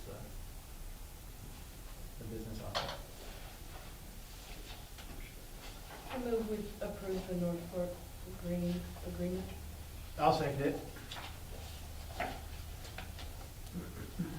Okay, we have a motion and a second to approve the lease agreement for the North Fork Grain. Site lease agreement, sorry. Any final questions? Yep. he decides to buy it, will it come back to us? Yes. This is just basically on the lease. Well, there is a purchase agreement that is an exhibit to this. So you can see what it'll look like now. But that will come back to a vote for the city council For the at the end actual of sale. 5 years. But just for your own benefit, we have a sample of what that would look like. Again, a lot can happen in 5 years, but we have worked out a sample now, Oscar, but it would come back for a vote, yes. Okay, that's all I wanted to know. Okay. All right. So- Any other final? Sorry, I don't mean to disagree, but it's my understanding that the agreement itself is, if you're agreeing to this lease agreement, you're giving him the option to purchase this regardless of whenever that, he can do it before the 5 years. Okay. It's not gonna come back, you're gonna put that out there as an option. I don't wanna. Well, they have to approve it, right? Vote to have the mayor sign the purchase agreement. It's No, in there it's that, in there. it's in there that Oh, it's wow. when you purchased it, that if he options to purchase it, it's sold. And there's no early payment penalty, so. No, there's no early Purchase it. payment penalty, but I would have brought it back. Because it's something, because the contingency is that if he does it in 1 year, that he's gonna have to pay more out to buy it outright than he would have, he won't be able to apply as much rent to it, so, I mean, prepayment penalty would be pointless at that point. Okay, so say he decides to buy it, and he buys it, has it for a year, and decides to go out of business, then that just sits there? It would be his liability at that point, and he'd be required to buy it, yes. No, I'm not, if he. Oh, he walks away from it? Yeah, after he buys it, he walks away, and it just sits there? Oh, geez. Yeah, he owns it. I mean, if he paid us outright for it and he just walked away from it and left everything the way it was, Yeah. Well, that's why you're creating the list, so you I can mean- follow and check on them and then condemn them if they don't follow through. no, but if he already bought it, like any building, like if Walmart walked away from their building right now, we have an empty building. If they bought it and they walked away from the site after everything was already on it and they paid us for it, Well, they still have to clear it, because if the business fails, if they walk away from it, they're required, according to the That's lease. another lease. No, If that's he not a buys lease. it, If that's he it. buys it. no, Oscar's saying if he buys it, it would be like any other business then. Yep, you're right. If he walked away after he bought it, Then like Lance said, we would go make sure that as an abandoned building, does it meet the requirements of an abandoned building? What's their intentions to do with it? It needs to be registered. Vacancy ordinance, there you go. well, if we get that, perhaps if we get that ordinance, yeah, that can happen, but I mean, Oscar would be the same, we'd run the same issue there, but, Well, I was just curious, Yeah. that's what I wanted to know. yeah, that would be in fact, yes, you could walk away, I suppose, if you Just throwing this out there, so the smart thing would have been, you have the ability to purchase things after 5 years, and the money that you put towards rent within that 5 years can be used to the purchase price. It is. It is. I know it is, but the wording says that he's given the ability to buy it now, not after 5 years. And then he would only be able to apply $25,000 Right. worth of rent. Right. So he'd still be paying more for the overall price then. Just a more upfront. Like if like let's say he used 300,000, which is what he's agreeing to in this. Correct. So then he would take that 300,000, he would have to pay 60% of that. of 300, but less 1 year rent, not 5 years. See what I'm saying? So he wouldn't get the credit of the following, all those years' rent. It just kind of gives him the option. I mean, I guess if he's doing that well, I kind of hope he does buy an extra 2 years. If he's doing that well, I hope he uses all the money and he has a flourishing business. That's all, obviously our hope, but yeah. But he just wouldn't have that to apply against it, Joe. Okay. Any other final questions? All right, with the motion and a second on the table, we'll call the question. All those in favor signify by saying aye. Aye. Opposed, same sign. Motion passes unanimous. Thank you. All right, the next item on the agenda is an update to the FBO request for proposal process.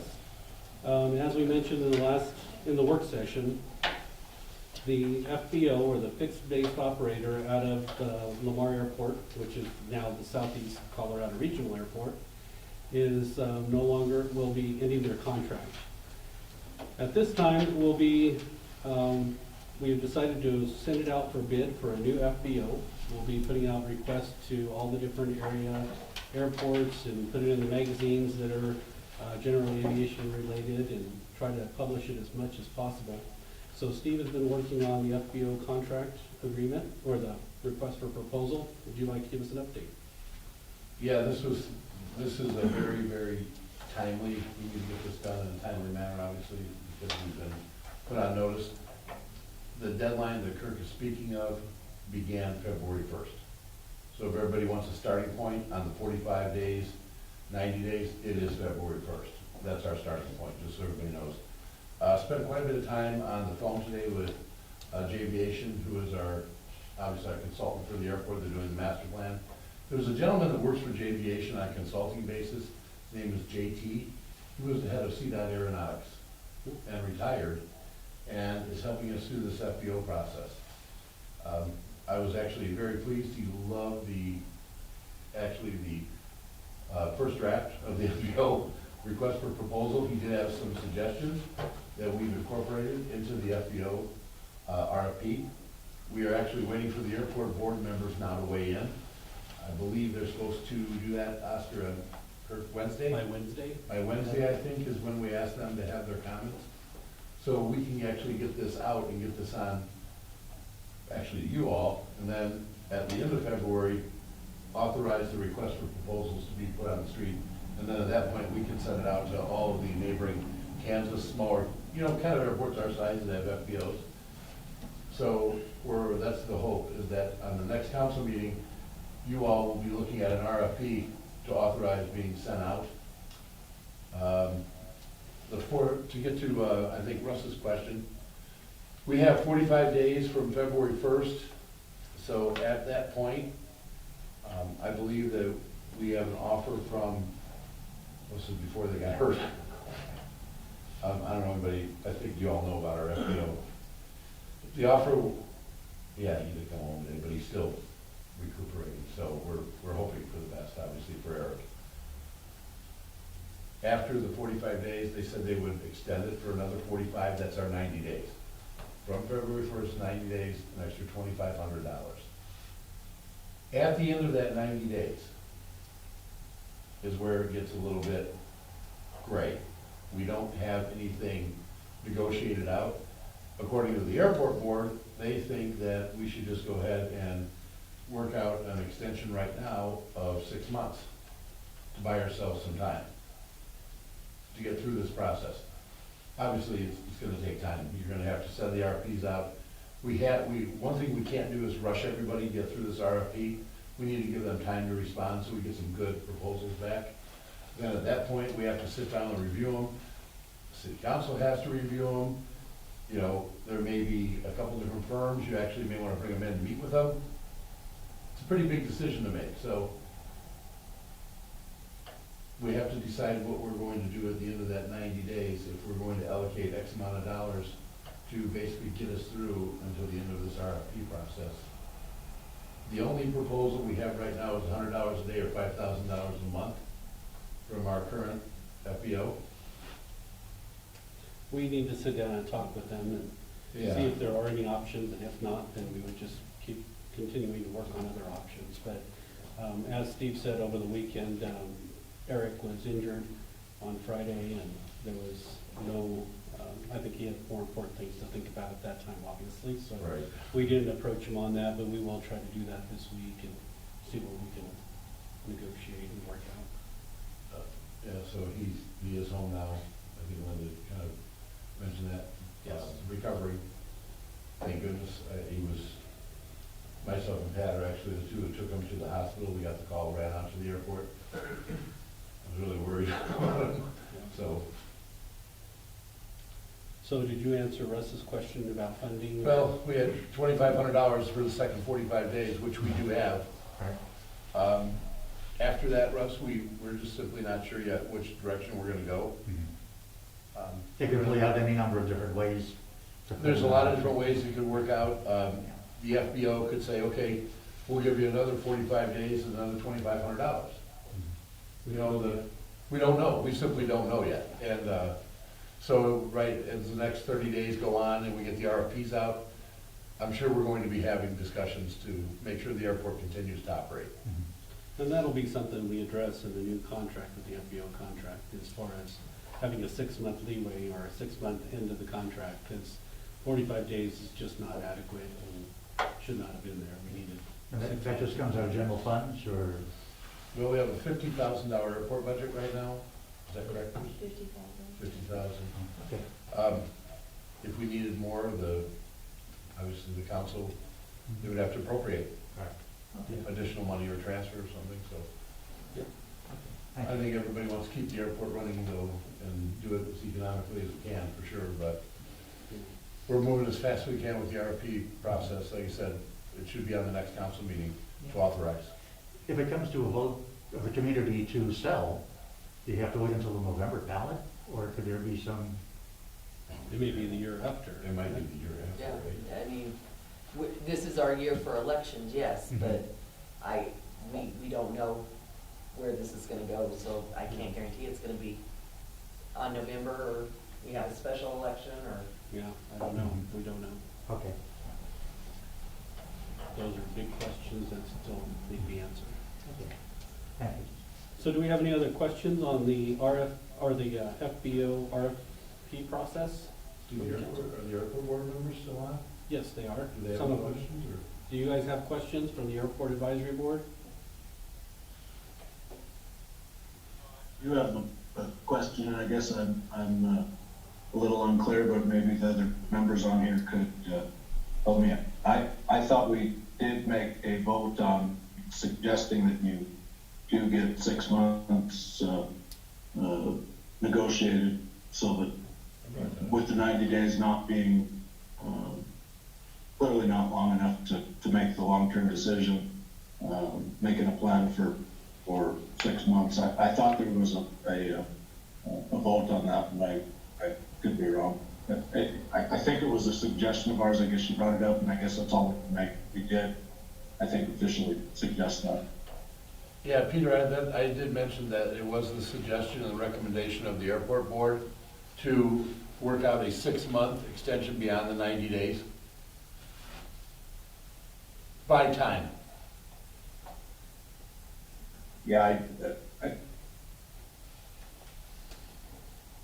Okay. You went back to mute, Peter, so.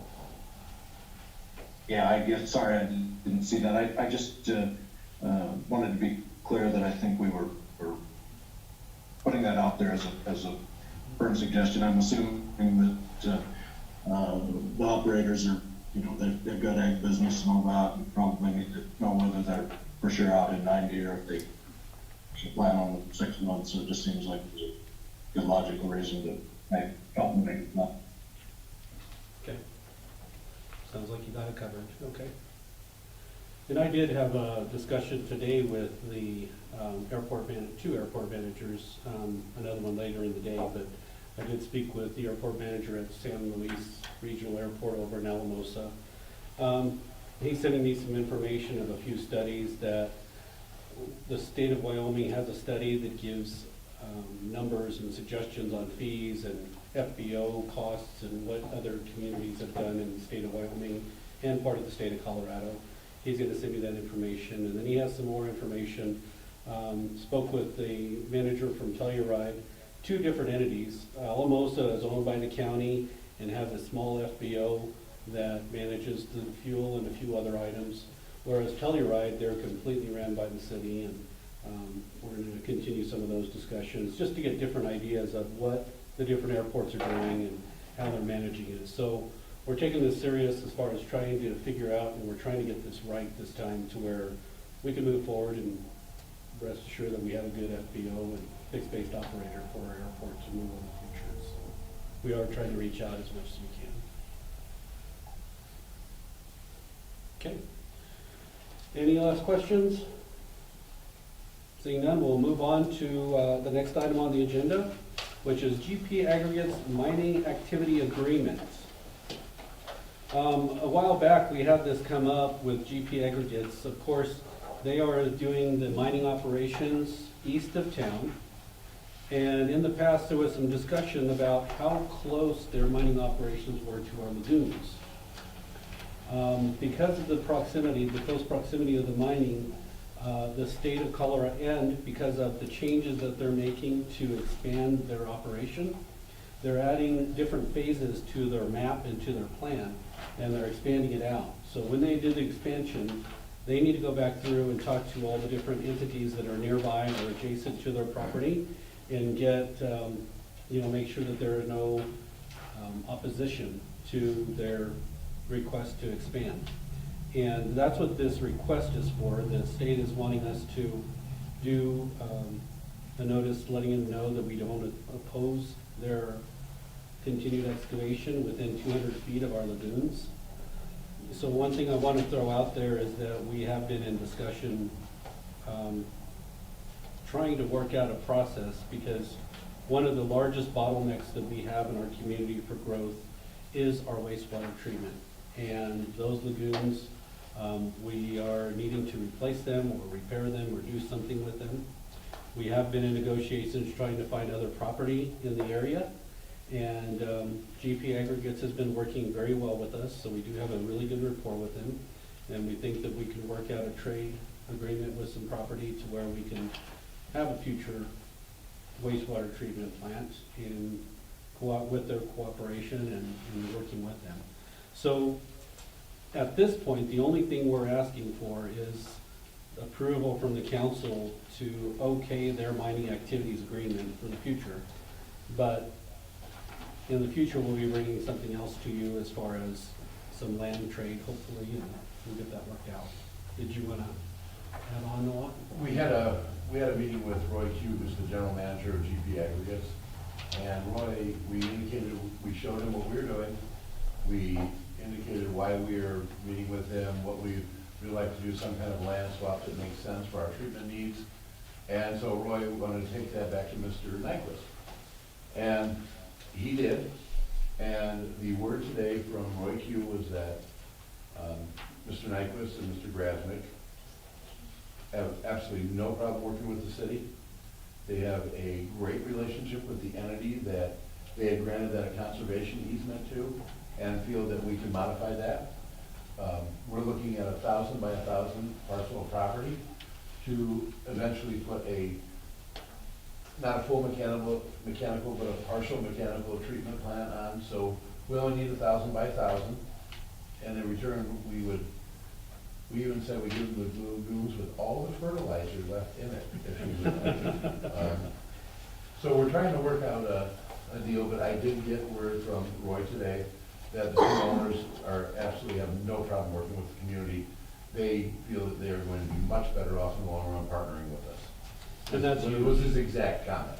That's huge. This is, I know we don't talk about the wastewater treatment that much, but this is a very huge project. I know 10 years ago, we were speaking with John Sutherland about the need for our wastewater treatment plant to be upgraded. We did have a business that came in last year that wanted to come in the Lamar area, but our wastewater treatment plant could not facilitate what they needed, so we lost that business. This is a big opportunity for us to be able to move forward with this, and it's a big project that's going to be coming in the very near future.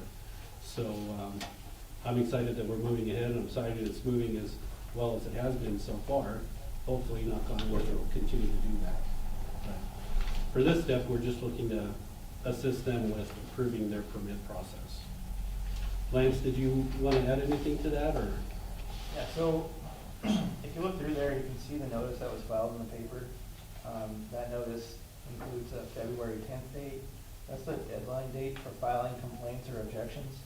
As you can see on that complaint, on that notice rather, it lists out the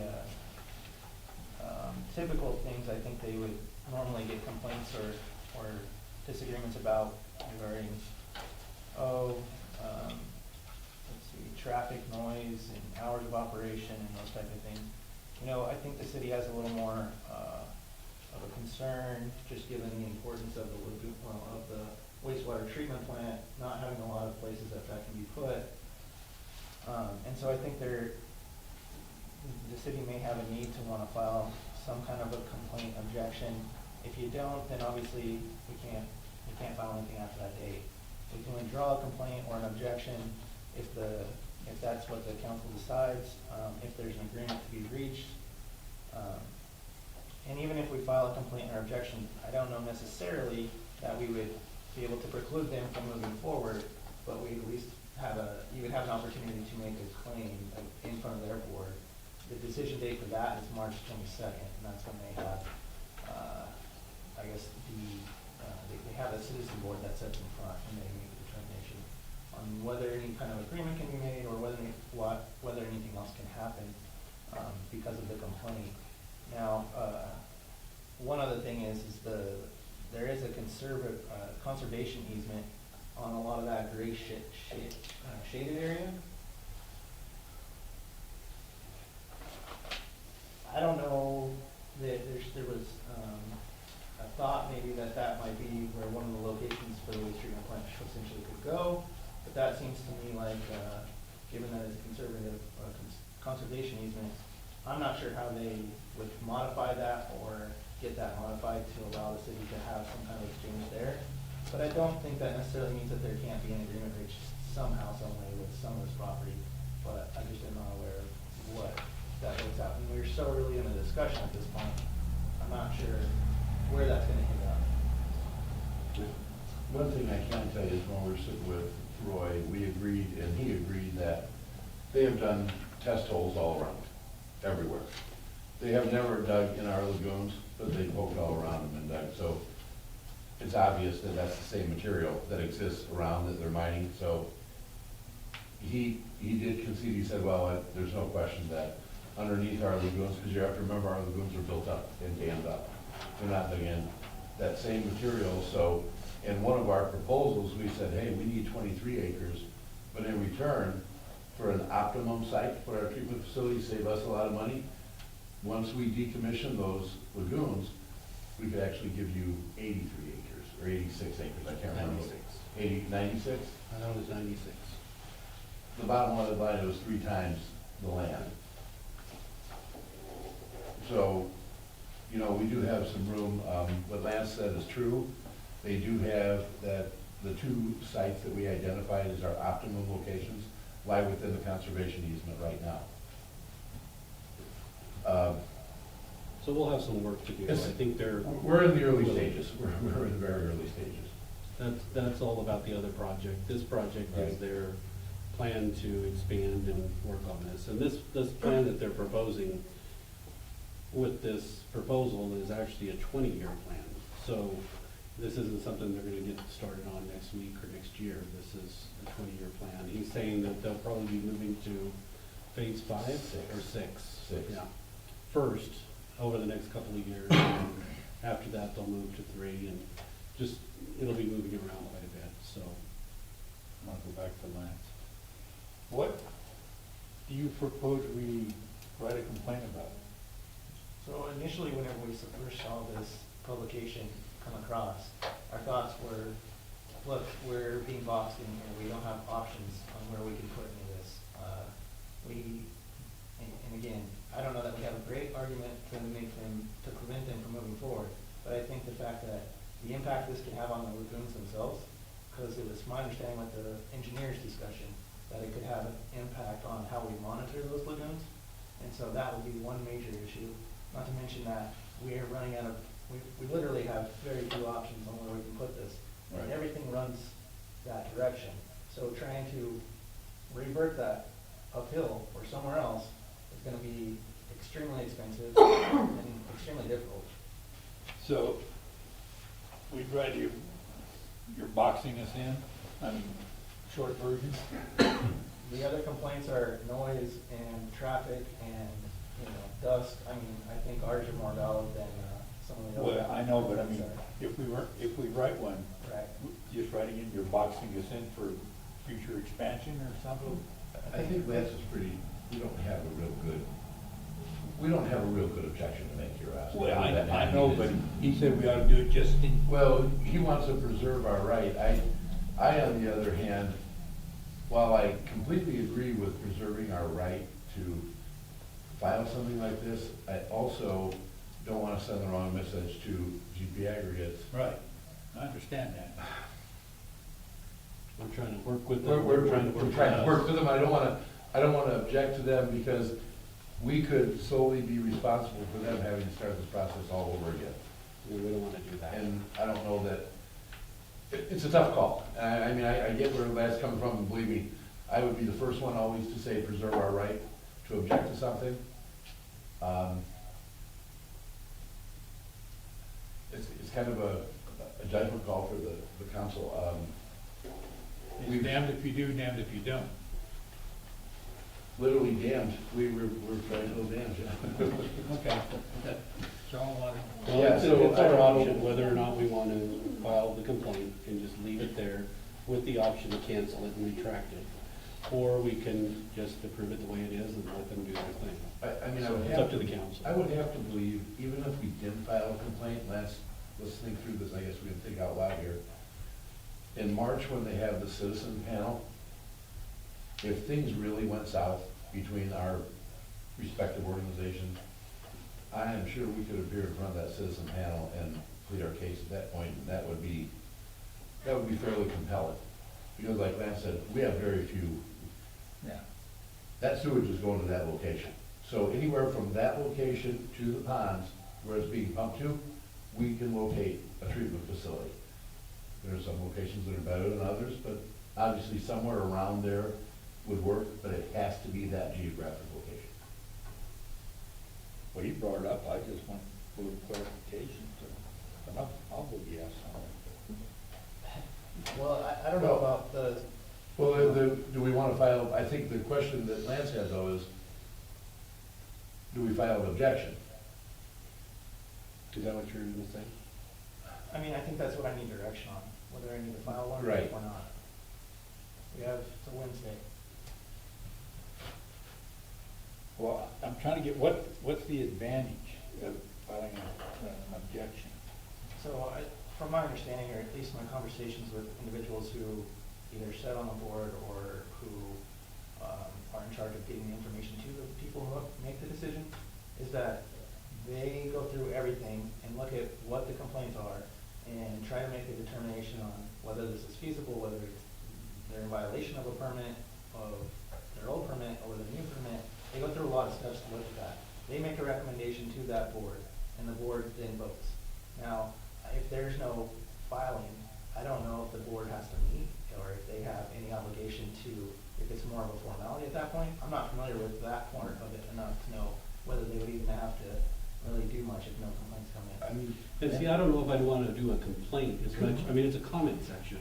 So couldn't we do a concerned comment saying that as the city of Lamar, we're working on options for our waste treatment plant. We are working with GP Aggregates, but if it's not successful, then this project is boxing us in to where we have very limited options. And maybe that expresses our position and still puts the complaint out there. Well, couldn't we? Would that work? We'll withdraw it. I mean, Kirk, couldn't we write them a letter along your lines, just asking them to preserve our ability at the time of the actual hearing to appear in front of the board should it become necessary due to our wastewater treatment facility?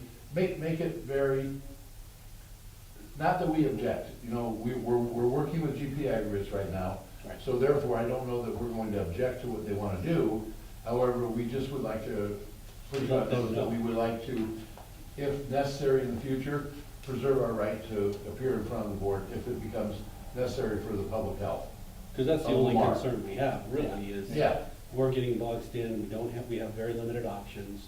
We're kind of at GP Aggregates' mercy to negotiate out a deal for land trade. And as long as they continue to work with us and it gives us the opportunity to open that. But wouldn't they have to completely modify their permit if they changed what land they were wanting? So we're talking about doing a trade on the conservation easement area, which is not related to any of their mining areas at all. So They purposely stayed outside of that area, Kristen. Just for that For their reason. permit.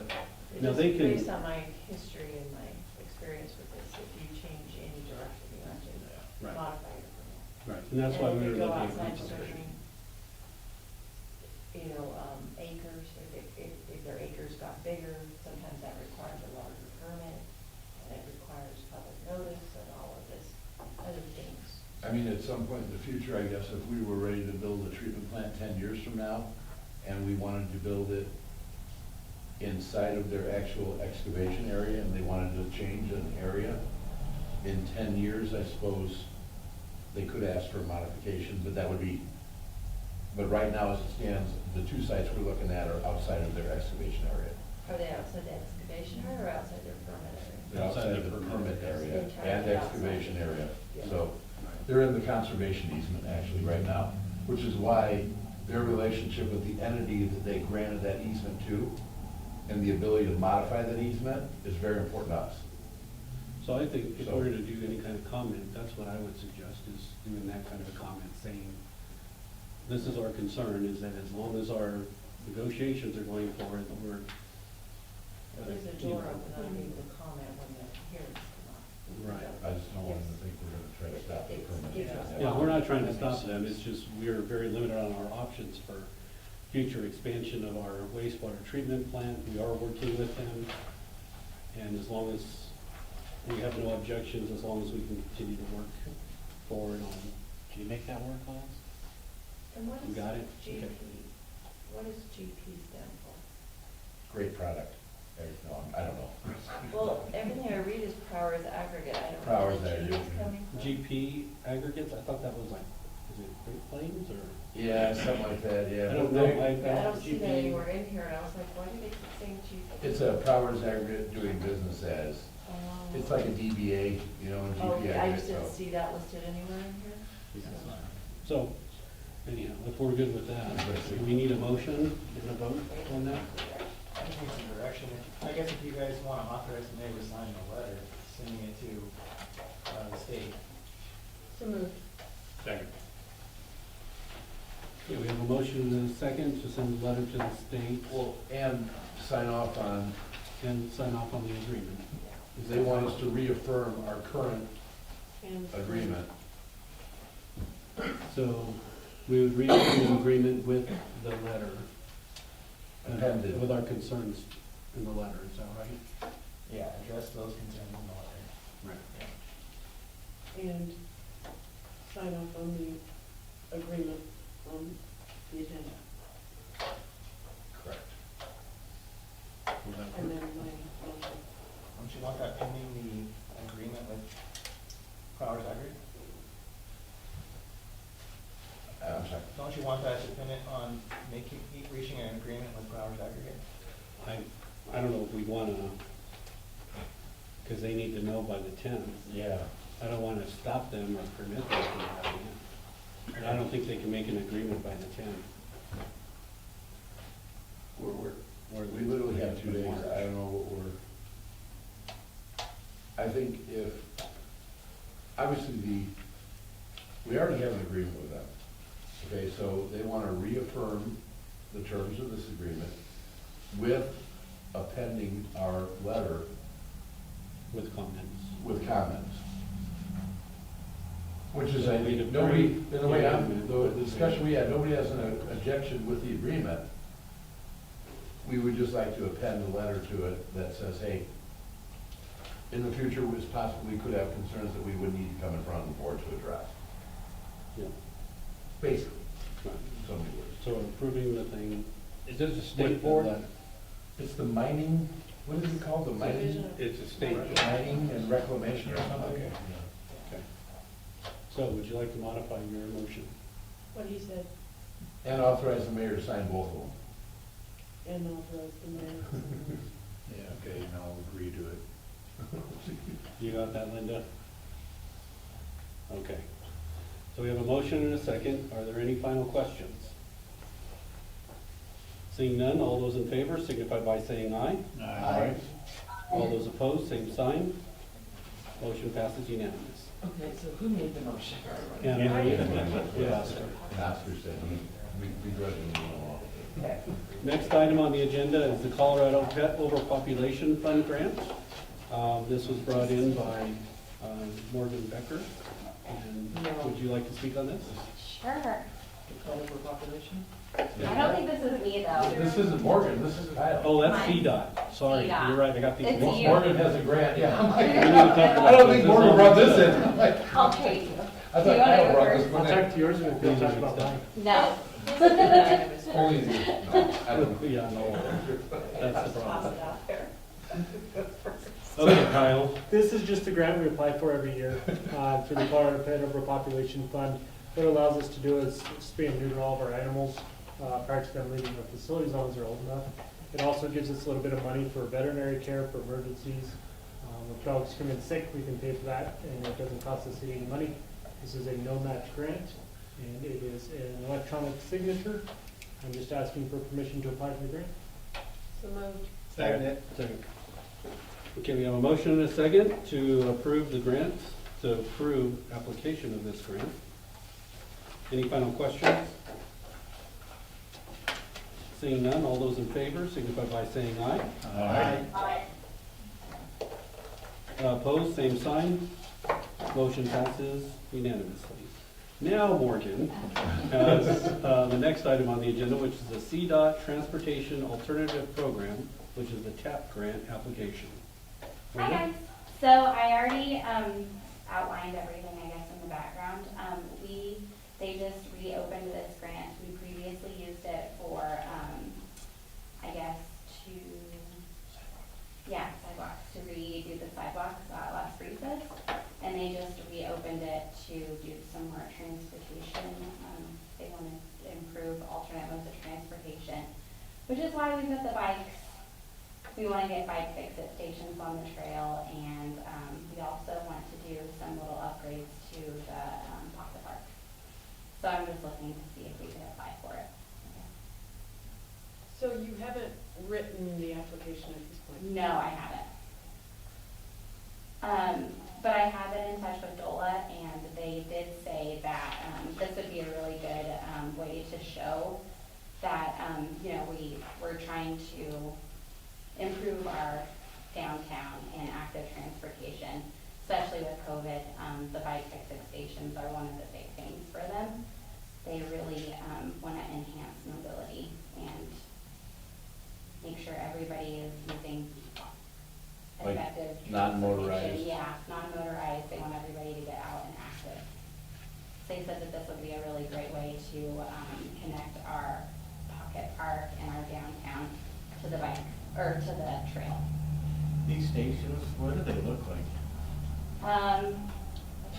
I asked the same question, Joanne. They're they're about yay tall, they're pretty tall, and they're on a pole, and then you park your bike up there, and they have a place where you can air up your tires. They also have little tools attached, so they go in the concrete, and, So they can't be stolen then? No, these ones that we're buying are really hefty duty, the ones that we've looked at anyway. I talked to Rick Akers a little bit about this too. He's helped me look at some of them, and the ones that we are looking at getting are really heavy duty. They're attached, you can't cut them, I guess. And when we put them along like the bike trail, how many of them were we thinking, Morgan? We were thinking 4, so Rick had And they're suggested. expensive. Yeah, Rick Yeah. had suggested 2 on the 14th Street bike path, one at the beginning, one at the end, because Right. you do want to get them in concrete. We also wanted to do one at the skate park, and then one possibly over behind the pocket park, because I know that there's stuff for biking back there as well. Well, I've seen people biking over there at the ponds. Oh, yeah. With their stickers and stuff like that. It's like, I don't know if that would probably be more, Yeah. make more sense to put one over there. And we're definitely open. I know that we're open to suggestions as well. I know that we definitely wanted to put one, on the bike trail, because I know that that would enhance the mobility of the bike trail, especially if you get a flat tire, there's really nowhere to go, and then you're kind of stuck up there. So that would help them fix those, and especially at the park as well, where Well, I the think skate park is. the key thing is this is a CDOT Mhm. grant, and so you have to tie it into Main Street to the 287 corridor, so it has to touch. So I don't know if the park would work because it doesn't touch the to 287 corridor, but we had this discussion today, and I read through some of the grant application. It actually has to intersect with 287. So it could be at the gateway, North Gateway Park, possibly. Maybe the new Best It Western. doesn't intersect the highway. Well, maybe the new Best Western. Well, I've gotten a flat tire out there before. Yeah. But I mean, we'd have to be careful with that one, is all I'm saying. We'd have to, we have to tie it in, and her and I had this discussion prior to the meeting, that these grants, you do have to tie them in somehow, because it's a CDOT grant, so. Which, and they did say that improving any type of mobility and connecting the skate park, the park, all of that with the trail, on the bike trail, they said that that's really important as well, so that we'd be more than likely to get it, because it is connected to the bike trail, which does intersect. I sent them a map of. And it crosses right over. Yeah, I sent them a map of the bike path, so they kind of had an idea of where we're looking at. They said that that would be a great way to connect our downtown with our bike path as well. They need electricity? No, How do you it's manual pump. Oh, okay. So the pocket park does qualify without any. I think it's. Yes, so the upgrades to the pop park, or the pocket park, I think would. So the only one in question would be North Gateway. Yes, I'm not sure if we could get one out there, but if we could. Well, if we could, I would sure appreciate it. Yeah, To keep me from pushing it home. Yeah. You know Which what? I've done before. Actually, this is actually probably a good thing. What, if we can put one at North Gateway, which location would you like to sacrifice to do it? To be honest, I haven't really thought about it. I would have to write it again tomorrow morning. And then I could, then it would be fresh. Because if we have four, we're gonna have to give up one in order to gain one, so. Right. It seems like one of the 14th streets. Do one on 14th and then try to cover the other corners? Yeah. Right. And then, yeah, that's just kind of what we looked at. We do have a potential donor for this grant. So depending on whether or not we get a donor. For our 10% match? Yes, for our match, which we do have. Well, how much is each station? They're around 7,000 for all of it, for all of it, for all four. For all four. Yeah, it's Oh, around okay. 7,000, yeah. Okay. So, Okay, what's the council's pleasure? Make a motion to have her apply for the grant. I'll second it. We have a motion with Oscar and a second with Joe. Any final questions? Seeing none, all those in favor signify by saying aye. Aye. Opposed, same sign. Motion passes unanimous. Okay, we're gonna skip the next item and go to miscellaneous. Miscellaneous item, do we have any questions or miscellaneous items that we need to discuss? I have one question real quick. I actually am ready to submit a proposed ordinance to Anne Marie, and I believe Jerry is working on the vacancy registration ordinance. That's accurate, right? It is you, I was looking through my notes, Anne Marie. It's you and Jerry, right? Yes, yes. Okay, so, Because Great. Joe and Ralph were on the Public Safety Board right, negotiators, and then Oscar and I were on the FBO. airport, Airport. got it. Okay. Any other miscellaneous items? Seeing none, we'll move on to the executive session. The executive session is for discussion of a personnel matter under Colorado Revised Statutes, Section 24-6-402, parentheses 4, parentheses F, and not involving any specific employees who requested discussion of the matter in open session, any member of this body or any elected official, the appointment of any person to fill this body or an elected official, or personnel policies that do not require the discussion of personal matters to particular employees. This is to discuss the person's position, descriptions, and conduct performance evaluation for the city treasurer. So I would like to have a motion to enter into executive session, and please keep in mind there will be no decisions made after the executive session. We'll close out directly after the executive session. So Second. So we have a motion and a second to move into executive session. Any questions? Seeing none, all those in favor signify by saying aye. Aye. Opposed, same sign. Motion passes. We are going to move into executive session. Before we go, I'd like to thank everybody who stayed with us tonight and participated and gave us your comments. We do appreciate your interest in seeing how the city of Lee Lawrence ran. Thank you, and we hope to see you on the next meeting. Good night.